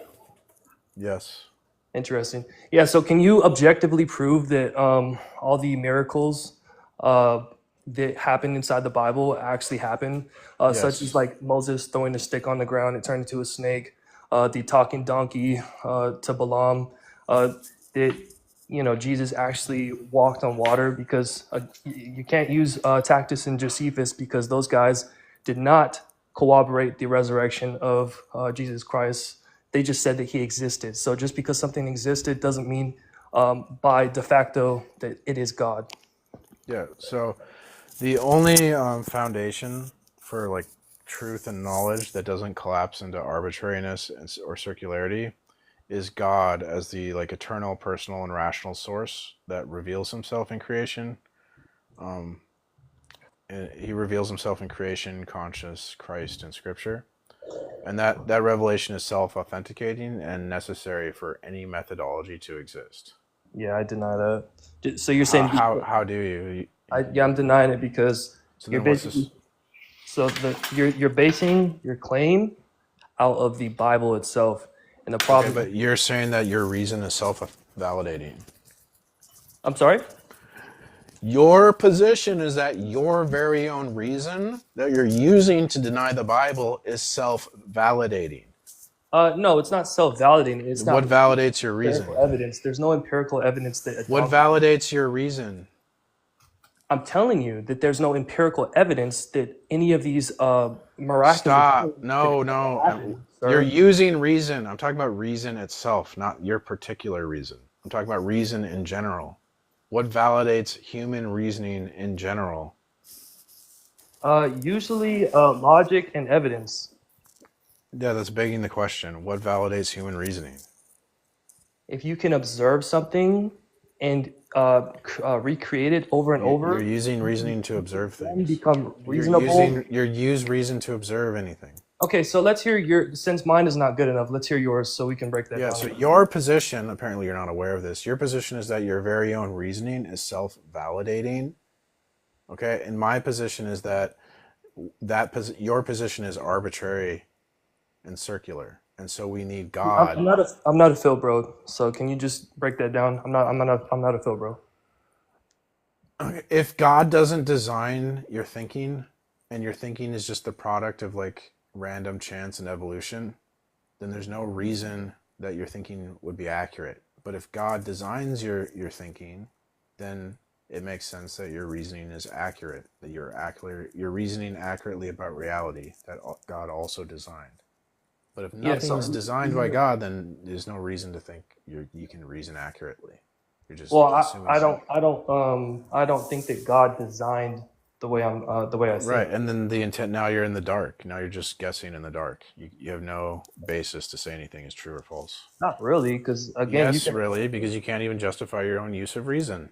I just told you that you can observe things and you can come to logical conclusions. You and have that's to what use science reason does. to observe That's things. how you get empirical You evidence. have to use reason to observe things. When you observe, you interpret observations through a framework of reason. And God is necessary for that framework. So any observation, any evidence is going to require God as the framework through which we reason. If you deny that, you're reduced to being arbitrary and circular. That's silly, dude. It's not silly, it's logical. Okay, so you're saying that you need God in order to observe like obvious things, like Yes. that is. I disagree with that because you're saying that that needs to happen, but the problem is that like, are you basing that off of like let's just say Christianity? Like, are No, you saying that's the logic. foundational basis? Like, I'm using logic. okay, using logic. Did logic not exist before Christianity? No, Christianity always existed, right? No, it Christianity didn't. existed at the beginning. That's not true because it's in the Garden of Eden. Adam and Eve were chilling with Jesus, so there's Christianity right there. Do you Adam and believe in Eve. a talking snake? Well, I'm talking to one right now. Yeah, interesting. Yeah, so the ad homs are coming in, and that's usually because. Well, I made an argument, and you're just giving me like psychological reports. Well, no, I'm using logic, and you're just saying that. Yeah, but that's I God's need logic. God. I need Yeah. God in order to. Yeah, You know, you're have swinging logic. a logic sword at me. Who forged the sword? What's the source of your logic? What's more probable, though, right? Did a talking snake just trick the woman into eating an apple, or did humans came about naturally? Let's really think about that for a second, Yeah, sir. you couldn't talk about probability without God, though. God is necessary to talk about probability. Not necessary. It It's is you necessary because you're probability. inserting that without. Okay, I'll explain it. Because what's your evidence of probability God? requires background information. You need What's your static. evidence of God since it's so important that it exists? So probability, that can No, prove what's your God. evidence of God? Yeah, probability itself, because probability requires background information. You need static and dynamic variables to assess probability. Static variables require something that's absolute and unchanging in order to account or explain how there can be static variables. If nothing is unchanging, then there's no such thing as a static variable. So what's absolute and unchanging that's not Jesus that can account for static variables so you can talk about probability? Yeah. So obviously you pulled that up on ChatGPT. I can do that. And we'll take you out the oven. You're cooked. Welcome, Coop. Can you hear me? Yes, I can hear you, neighbor. So do you want me to tackle like your circular argument or the probability and the God thing? My argument is not circular, sir. Where was the Oh, yeah, circularity? okay. So how do you come to the inference that like logical absolutes are dependent on God's actualization? Because God's revelation is necessary. Because logic is abstract, so we need to ground it, and only Jesus has the revealed Absolutes. properties to ground logic. Like what would be unchanging, universal, eternal? Doesn't that sound like God? Yeah, I mean logical absolutes. There's a distinction between logic and logical absolutes. Okay, but logical truths are like the laws of logic would be like absolute truths, or like math would be like an absolute truth. Well, yeah, well, they're not necessarily propositional. They're more like truth and end. I don't know. So like, so how did you determine like how are you being like come to the conclusion that for like the law of non-contradiction, like how do you come to the conclusion that it's grounded? Like, are you coming to that Well, logically, or are you because like that's what we would use to determine what's true or not true. And so if it's not grounded, then there's no wait? it's Well, just floating. that's Like quite the question. Is nothing like makes if it real. like how do you know that it's grounded? Like you're trying to logically affirm this thing, but like Because to also deny it, you have to use logic. like in reality, things don't exist and not exist at the same time. Right. That's just according to like the law of So reality obeys these laws. Therefore we need something to make enforce the laws upon reality, like a cosmic referee, and that's going to be God. Wait, how do you know that though? Because we see the laws, we see that nothing exists and doesn't exist at the same time. Right. Well, so we know that the universe obeys these laws, but how do we know that these laws are imposed? Because that's how, if rules aren't imposed, then they don't function. Then they could change tomorrow. Well, all right. So you're asserting that they're arbitrary. How do you know that they're arbitrary? I'm not asserting that they're arbitrary. I'm saying Well, you that presented this. You presented like a dichotomy that if they're not grounded through this God, then they're going to be random. there'd be no guarantee that they don't change. There will be no guarantee that they don't change. Yes. So how do you know that that the laws of logic are guaranteed? Because God secures them in His unchanging nature, and then I mean, no matter how many times you're not you even flavor the listening to my answer, answer. You're not even listening to my answer. you just gave me the answer four You're different not even flavors, dude. listening to my answer. I apologize. God secures logic in His unchanging nature, and then reveals to us through creation and human history that He secured logic. So that's how we know that. Okay, so you know that God secures his logic through his revelation, through creation.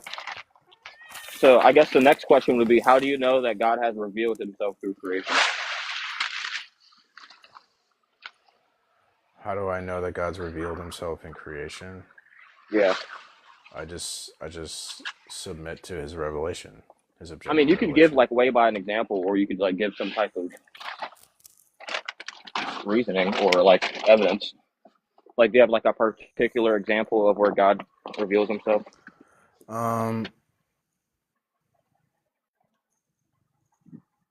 Yeah, like the Bible, right? Well, that's the point of contention. How do we know that that's revealed by God?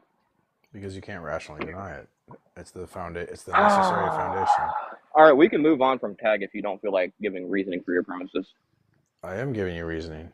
No, you're kind of just restating what your conclusion is in different flavors. No. So this is I'm telling you the Christian position. It's the Christian worldview. No, I know how it works. So then the argument is that can you deny Jesus without presupposing Jesus? Can you deny Jesus without presupposing Jesus? Yeah. Like under like biblical Jesus or like historical Jesus? Yeah. Can you deny Jesus without presupposing the truth of the Bible? Can I deny biblical Jesus without using the Bible? No, I don't. That seems pretty incoherent. You're not. Can you use logic without Jesus? Yeah, that's the point of Okay, contention, so brother. what absolute are you reasoning from that's not the absolute of the mind of Christ? I'm not saying that there is an absolute. I'm still yet to hear the sufficient reasoning for why there is an absolute. Well, an absolute truth is like independent of human minds. It's unchanging, Yeah, sure. So universal. you accept that objective facts exist, right? Well, it would be a contradiction to deny it. Right. So do you So think that these objective facts are grounded in the mind? yeah, because here, think about the Well, like. Stop. Think about it like this, right? If all we have is human minds, then we only have a subjective reference point. So do we only have human minds? unless we have the mind of God, then we have no objective reference point. So there'd be no objective knowledge. Simple, right? So when you mean by objective, it stands independent of a mind, right? Human mind. No, any mind. No. Nowhere Human in mind. nowhere in the description or definition does it articulate to what type of mind it is. Because like they don't expect people to be like you. And what you're doing is you're hyper focusing on a definition to be dishonest. So what you're doing is dishonest. God's mind, God is the ultimate objective absolute, as He is unchanging and universal. To say something is subjective or arbitrary would be to say it's like a personal whim. God doesn't have a personal whim. He knows everything, absolutely. So anything God says is objective. I can grant you that. The point of contention is that these things are grounded by the God that you're attesting to, and that they need to be grounded by this God that you're That's attesting not. to, or No, they're the not point of grounded, or contention they're not is. intelligible. No, the point of contention is you're saying that you're denying God grounds logic. So now you've staked out a counterclaim because you're using logic. So what absolute are you reasoning from? That's not Jesus. Answer the question, or you're just ignoring the argument. Okay, yeah, I'm going to engage with what you just said. So it's not a counterclaim. You're not engaging with what I'm saying. No, yeah, I am. You're burden shifting. Okay. And you're saying that in order for me Are to you have using logic? brother, you have to. Are you presuppose the using laws of logic? to use logic, dude? Are you using logic? You're done. Take him out the oven. He's done. Cooked. I'm not done, brother. You're done. You are done. Are you using logic? Yes, I just said I'm okay, using so logic. I'm not shifting to the burden when I'm asking you to justify your use of logic. You just admitted you're using logic. That's you're not yet to burden give- shifting. Admit Brother, you're yes, lying. it is. You're admit your Okay, word and you're chipping. done. You're You're done. yet to give me the sufficient.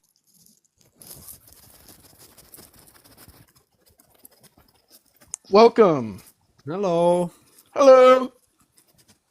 How are you doing? I do be fine. How you doing, neighbor? What would you like to say? Well, I would ask you how Christianity is objectively proven. Yes, it's objectively proven. So God is a transcendental. So we can't prove transcendentals with empiricism or rational proof. So we have to prove a transcendental with a transcendental proof. So we say that if knowledge, then God exists. We have knowledge, therefore God exists. So God is necessary for knowledge. You can't deny knowledge, therefore God exists. But why does that have to be? Because you can't reason without the aid of God. It's like trying to start a car with a dead battery. You need a jump start from God. You are presuppose what it's called? Like you're presupposing God, right? You're right that I'm presupposing God, but that's not a flaw. It's the foundation. Yeah. And you also presuppose that our senses are working. Am I correct? No. I would have if God designed my senses, then I don't have to just assume my senses work. They work because they're designed to work. So every worldview starts somewhere. Yours is going to begin with like humans don't need God. Mine begins with God's self-revelation as the necessary precondition for logic, knowledge, and intelligibility. So if you deny that, how do you explain logic, knowledge, and intelligibility with only human reason and sense data? Before I answer, can I ask a question before that? Sure. Another question. I always wondered if you like presupposing God and therefore you have logic, couldn't you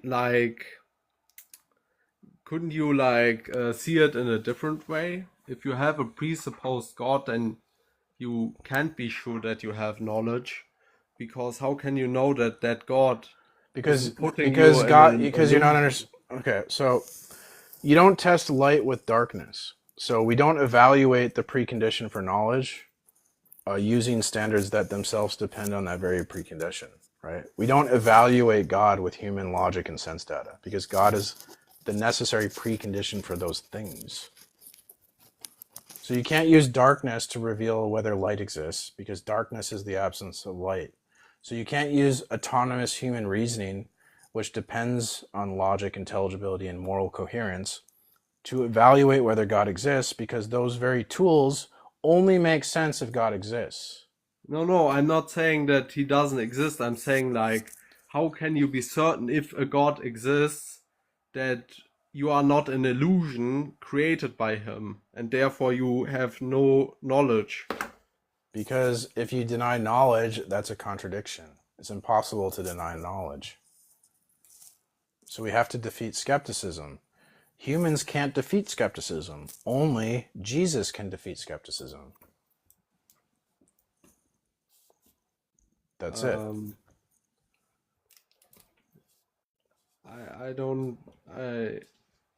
I'm not sure that like you can't stand outside of God's revelation to judge God's revelation because the act of judging assumes intelligibility, truth, and logic, all of which are only possible if the triune God is real. So I cannot assume that if there's a God, he put me in an illusion and therefore I cannot know stuff. The position where God puts you in illusion, that's a self-defeating position. So that worldview can't be true. Because if that worldview is true, then nothing's true. So that's called self-refuting. Self-referential, self-refuting. Well, but God would be true in that. Okay, I think we're having a language barrier here.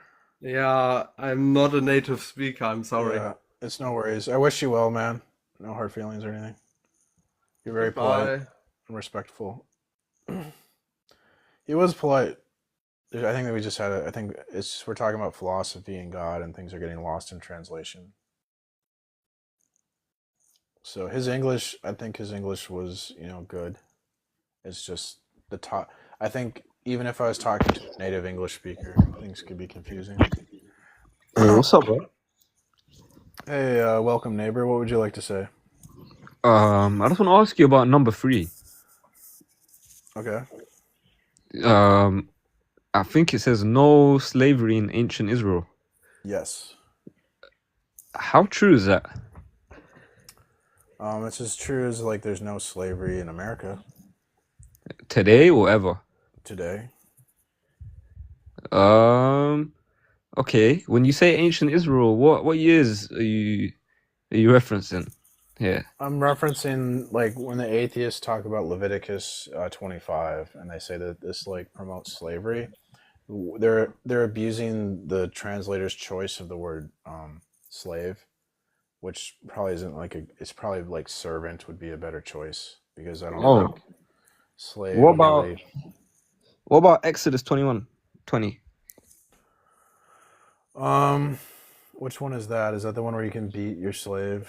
Yeah, you can beat it to death as long as it dies the day after. Yeah, you're cherry picking, because if you read further context, it talks about that like if you beat your slave, they're allowed to go free and stuff. So like you wouldn't want to risk beating your slave, because you'd get like But you literally just contended that they're slaves.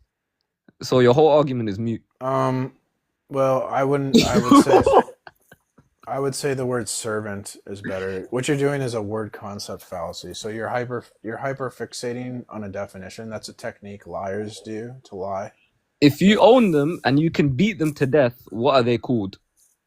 You're not allowed to do that. You would get unalived yourself. Not if they die the day after or 2 days after. Bro. Oh, what now? I think you're a slave to your hate of the Bible. That's what I think. Welcome, Mizpah.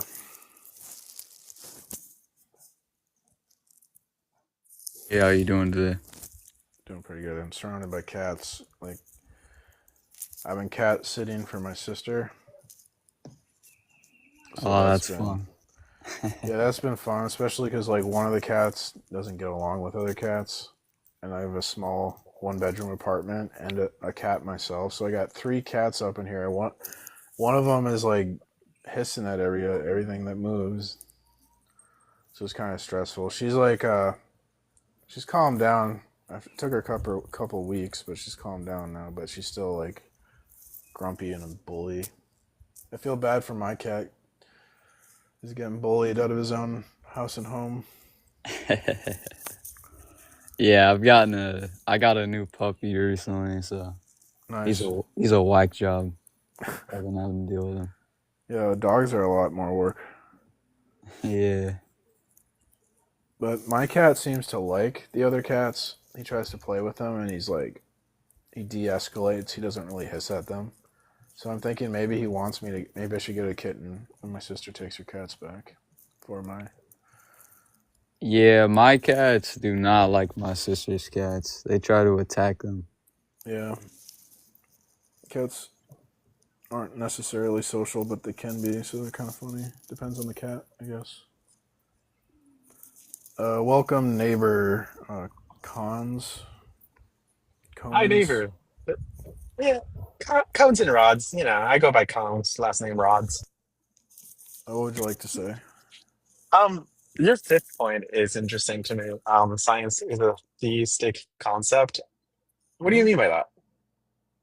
I think like you do like a thought experiment. You can imagine like if there was a world and God didn't exist, in that world could we do science? And I would say no, because it'd be like chaos, and science requires order.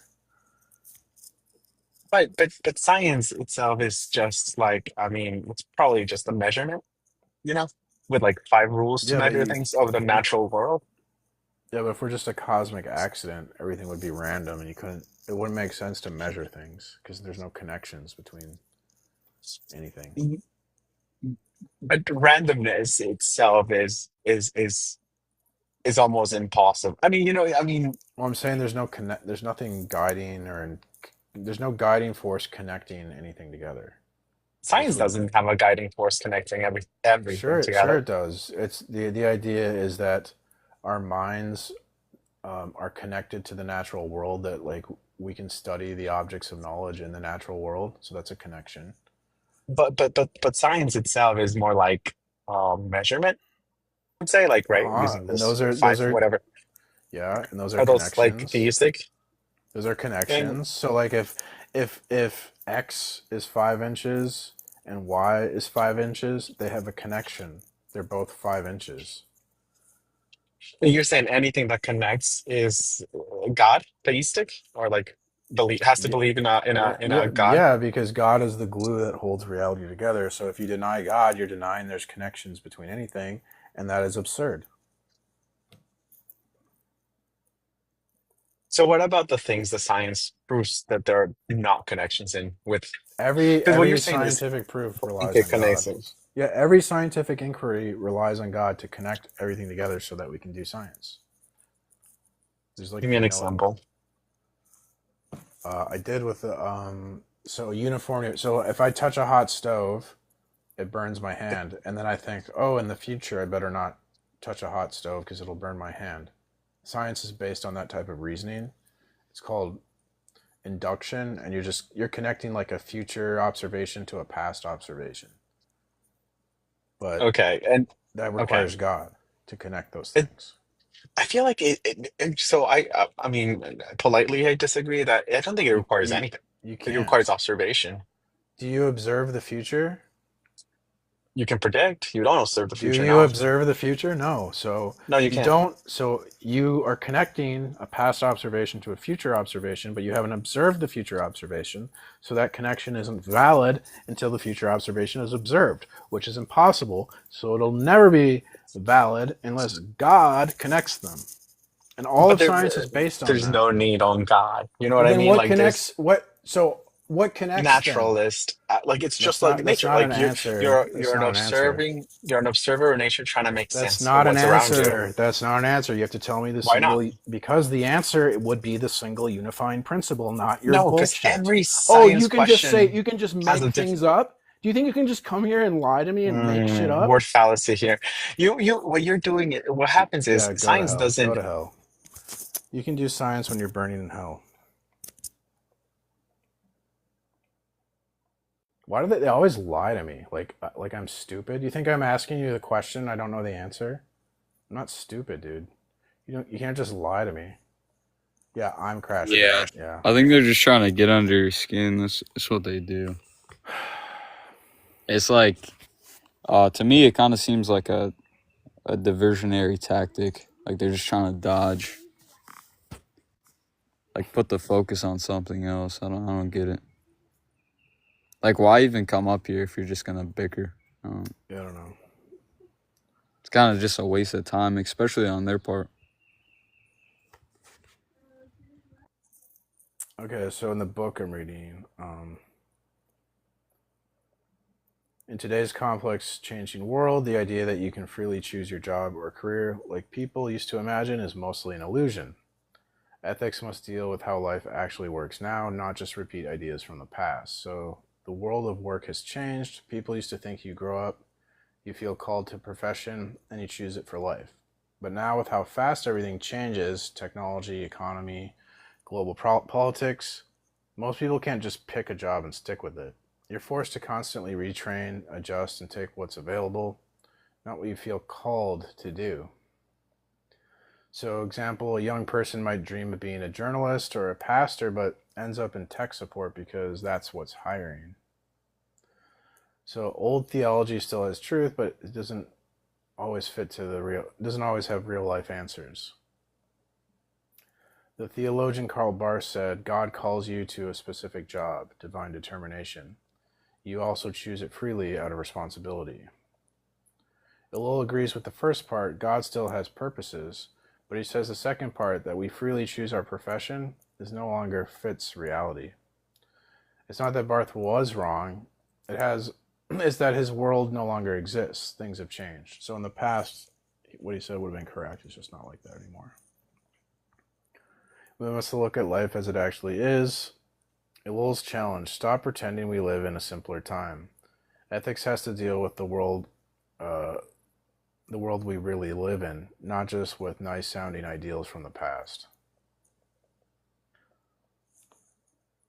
So that's where, like, one thing I kind of disagree on Darth is that Darth, it's like he's trying to live in the past where people like behave themselves, but like Zoomers don't behave themselves. So it's like we have to deal with people in the present. We can't live in like 1975 forever.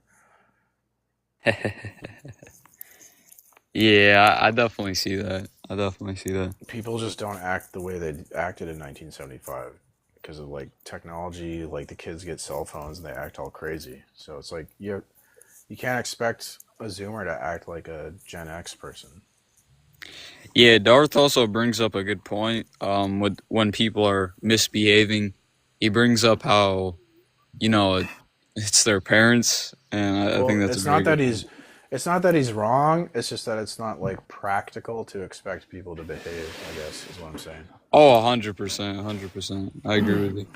Welcome neighbor. It's Louisville. Yeah, one sec. I'm gonna try to plug my mic in Okay. real quick. I saw like a $10 wireless clip mic on Facebook Market. I'm trying to get. Whoa, the mic audio just changed a lot.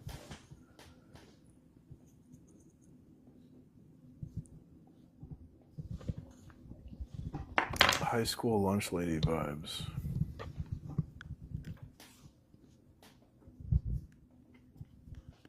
You're making fun of Mizpah? He doesn't even hardly say anything. Why would you make fun of Mizpah? Is he making fun of Oh, he's just clowning in the Hello. chat. Oh, do you Is this argue better? in the chat? I don't know. I can only hear you on the left, and it's echoing.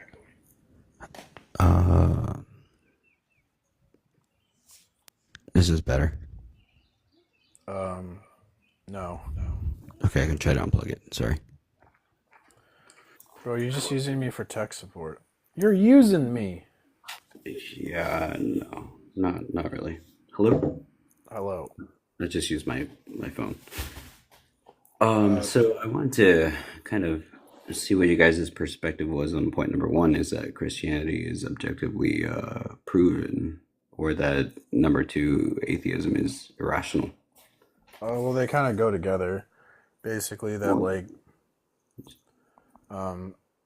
if you deny Jesus being like your creator, designing your mind and how you reason, then you would have nothing to like guarantee or secure that your reasoning works, and you'd have like what we would call like self-validating reason, which would just mean everything's arbitrary and relative.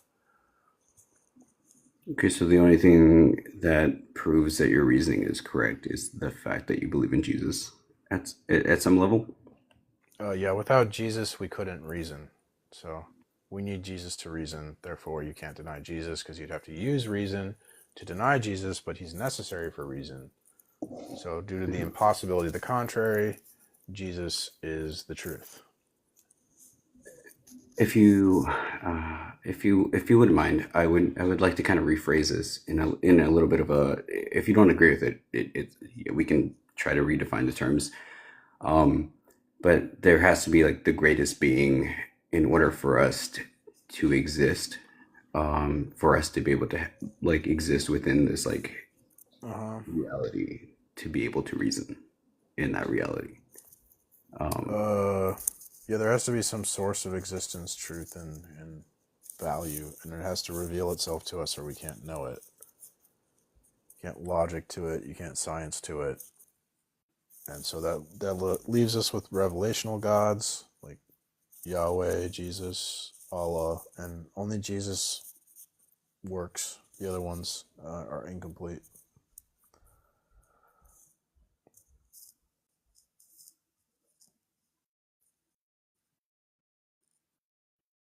I can't hear you when you're like you're teacupping. I can't hear you if you're off the app.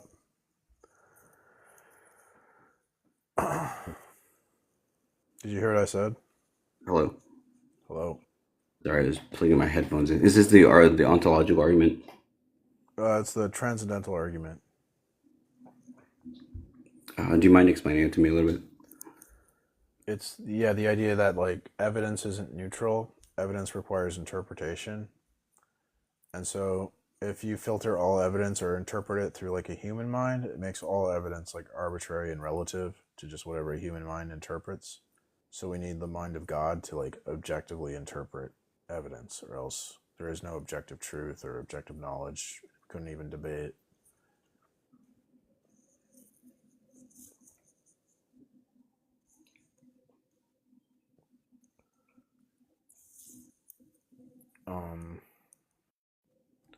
Maybe I could give like an example. I don't know, like a good example where there be, you wouldn't know the truth. I'll ask AI. What's a good example to explain how we need context to know the truth? Oh, I know a good example.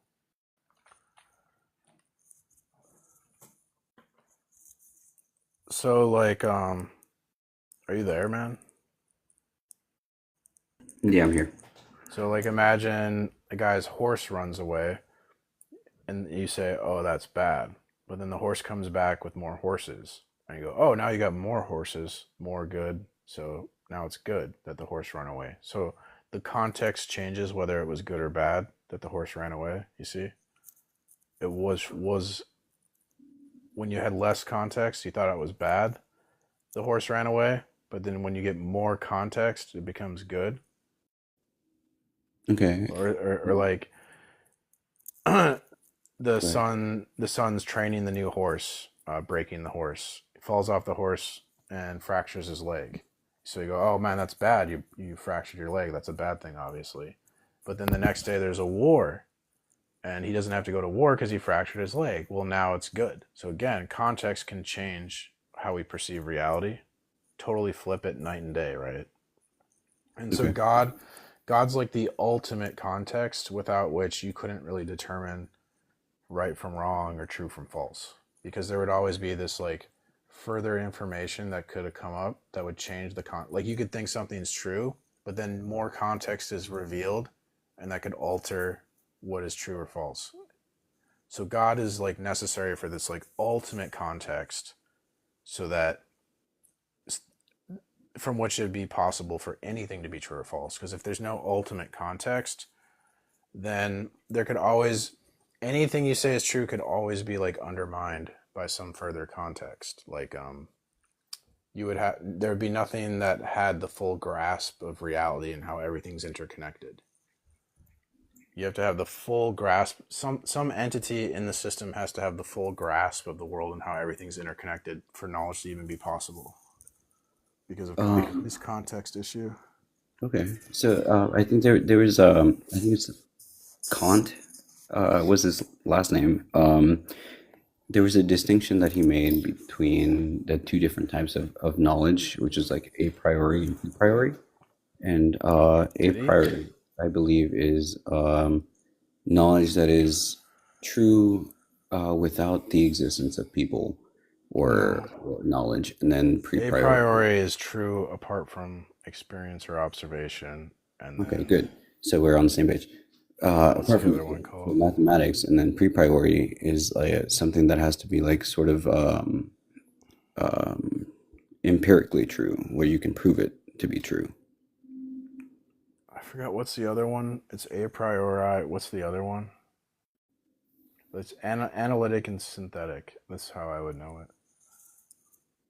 And so the difference would be like the terms don't necessarily matter too much to A me. posteriori or something like that. There's a priori and a posteriori. I can't pronounce it. Which is like something. It's a synthetic analytic distinction, but that's not that's contended. Not everyone accepts that. I would reject that distinction, because I think all truths are interconnected. So you can't like isolate a truth and say it's analytic and this truth is synthetic because they're all connected. So every truth is both Well, analytic and that was part synthetic. of the argument that he made, and so here I present the same similar one. And so, like, why? Let me back up a little bit.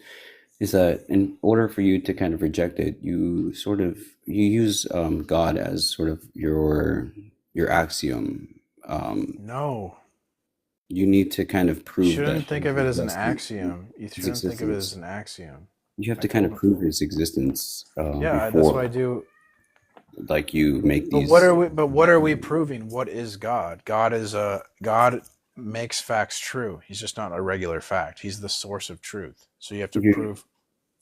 defining him as a truth without proving. You're kind of like using a sort of Dude, you're not understanding.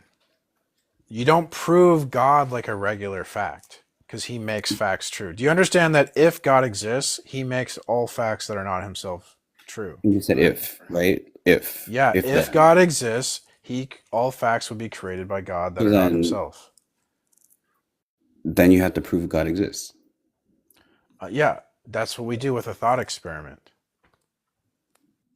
So But if then, like, the you have then to part prove, is the look, part. Like, look, if you're using like implication, you have to prove the implication before you prove the if. you don't know what you're talking about proof. There's three types of proof. There's empirical proof, there's rational proof, and there's transcendental proof. God is a transcendental, so we have to use a transcendental proof. That's how we prove them. So he's proven as the necessary foundation to prove anything. He's proven as a necessary foundation to prove something. Yeah. Like, Jesus has the necessary attributes to make logic real. So you can't like use logic to deny the source of logic. That's a contradiction.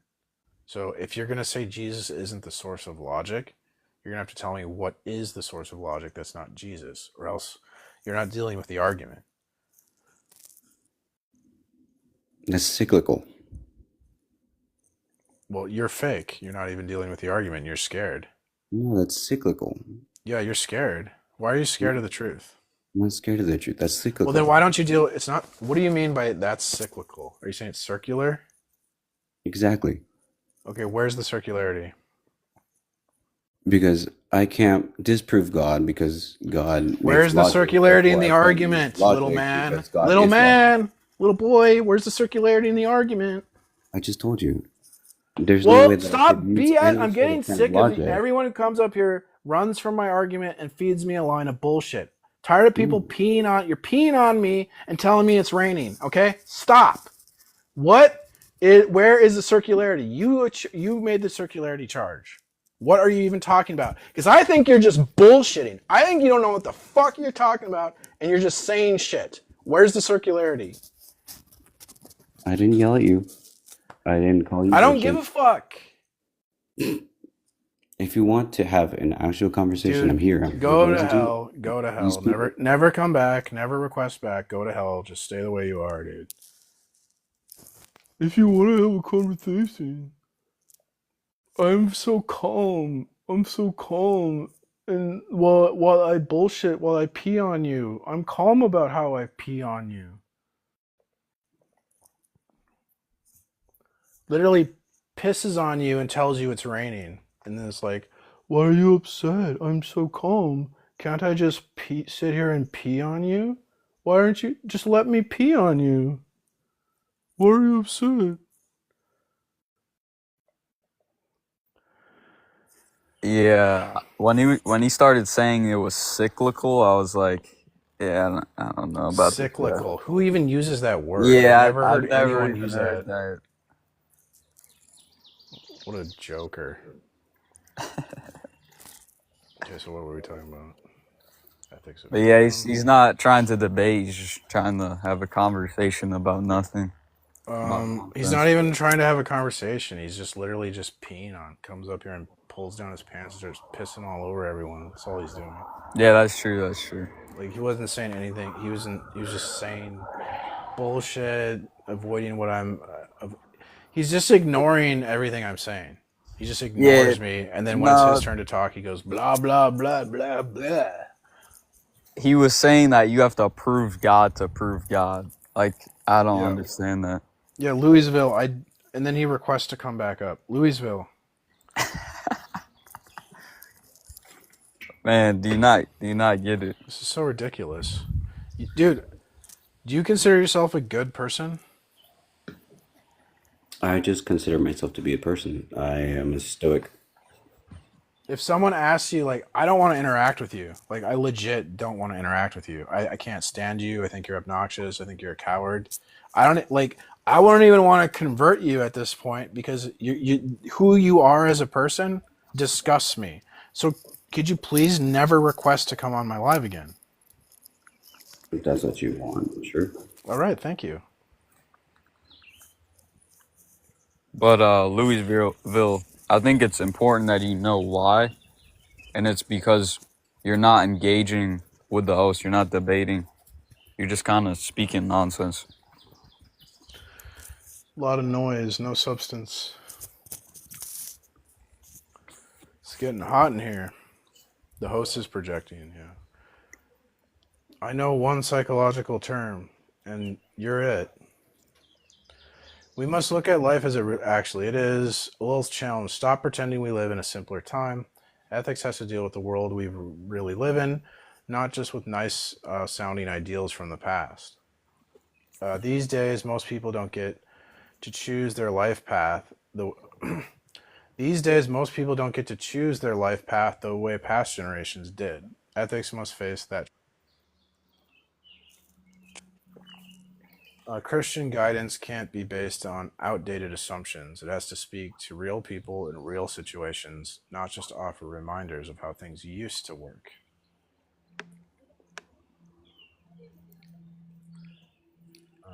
Hey, executionist, I'm not understanding why you're saying I'm a pretend Jew. Because is your name Jewish or something, Hebrew? Yeah, it's a Hebrew word, but it's used in English translations. I guess that's probably why he's doing that. It's not like a strictly just a Hebrew term. Like, I don't understand where he's getting this from. Like bueno or something. Like English people will say bueno.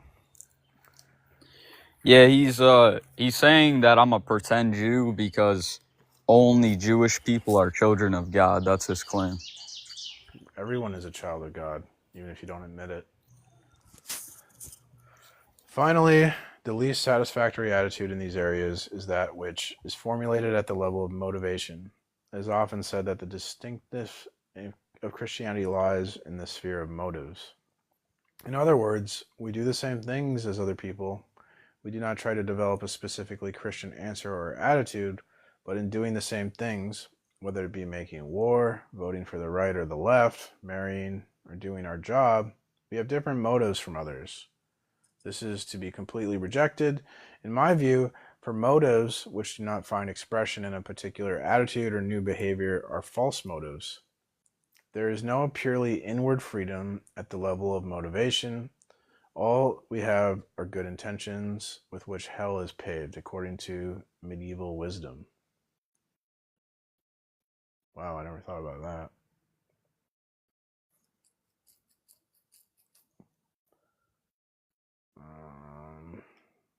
I want to flesh that one out.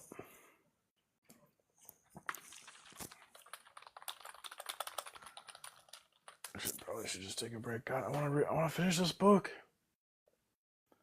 Where am I at? Oh my gosh, I only got like 4 pages read today. That's pathetic.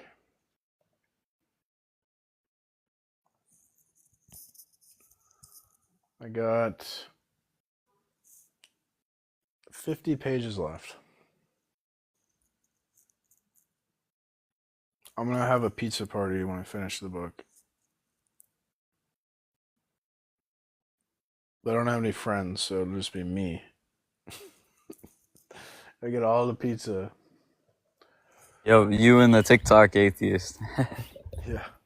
I'll go live and just stuff my fat face. So saying I do the same things as everyone else but have different Christian motives is not enough. If your faith doesn't show up in how you live, then your Christian motives are just empty talk. Good intentions aren't good enough. Some people think I go to work, vote, join the army, or get married just like everyone else, but I'm a Christian, so I do it for a better reason. That's a cop out. It's like if you live just like everyone else but only claim your heart is different, what's really changed? If your inner belief never shapes your actual behavior, then those Christian motives are just theoretical, not real. Motives without action are meaningless. If your motivations don't lead to a different way of living, they're not real motives, they're just good sounding excuses. True Christian freedom must show up in real choices, not just your thoughts or feelings. Having good motives without change is like saying you care about the poor, but never helping. It's just words. Hell is paved with good intentions, so the old phrase means just having nice thoughts or good intentions doesn't count for much, especially if they never lead to action. The little saying, Christianity has to be lived, not just felt or intended. I don't know if that's a good... See, but the idea hell is paved with good intentions is also referring to like the actions of good intentions. Like when you act in a way where you think you're in the right, you can do like a lot of evil because you're justified and like the ends justify the means. So being a Christian isn't just about having better reasons for doing the same things everyone else does. If your faith is real, it will change how you live, not just how you explain it.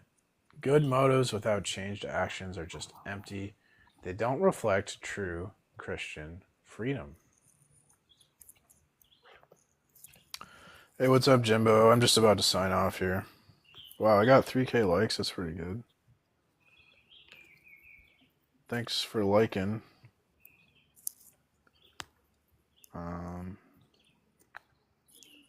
Yeah, I'm really hungry and I need to take a shower. I gotta wash the filth of atheism off my body. So yeah, I'll probably stream later, maybe. I might be kind of busy today. I don't know. I'm gonna go get my hair cut, and I was gonna maybe go to a sign shop and order a sign that says, "I can prove the Bible is 100% true," and ask me how. And then I'm gonna go to like a kind of like Charlie Kirk, go to campuses.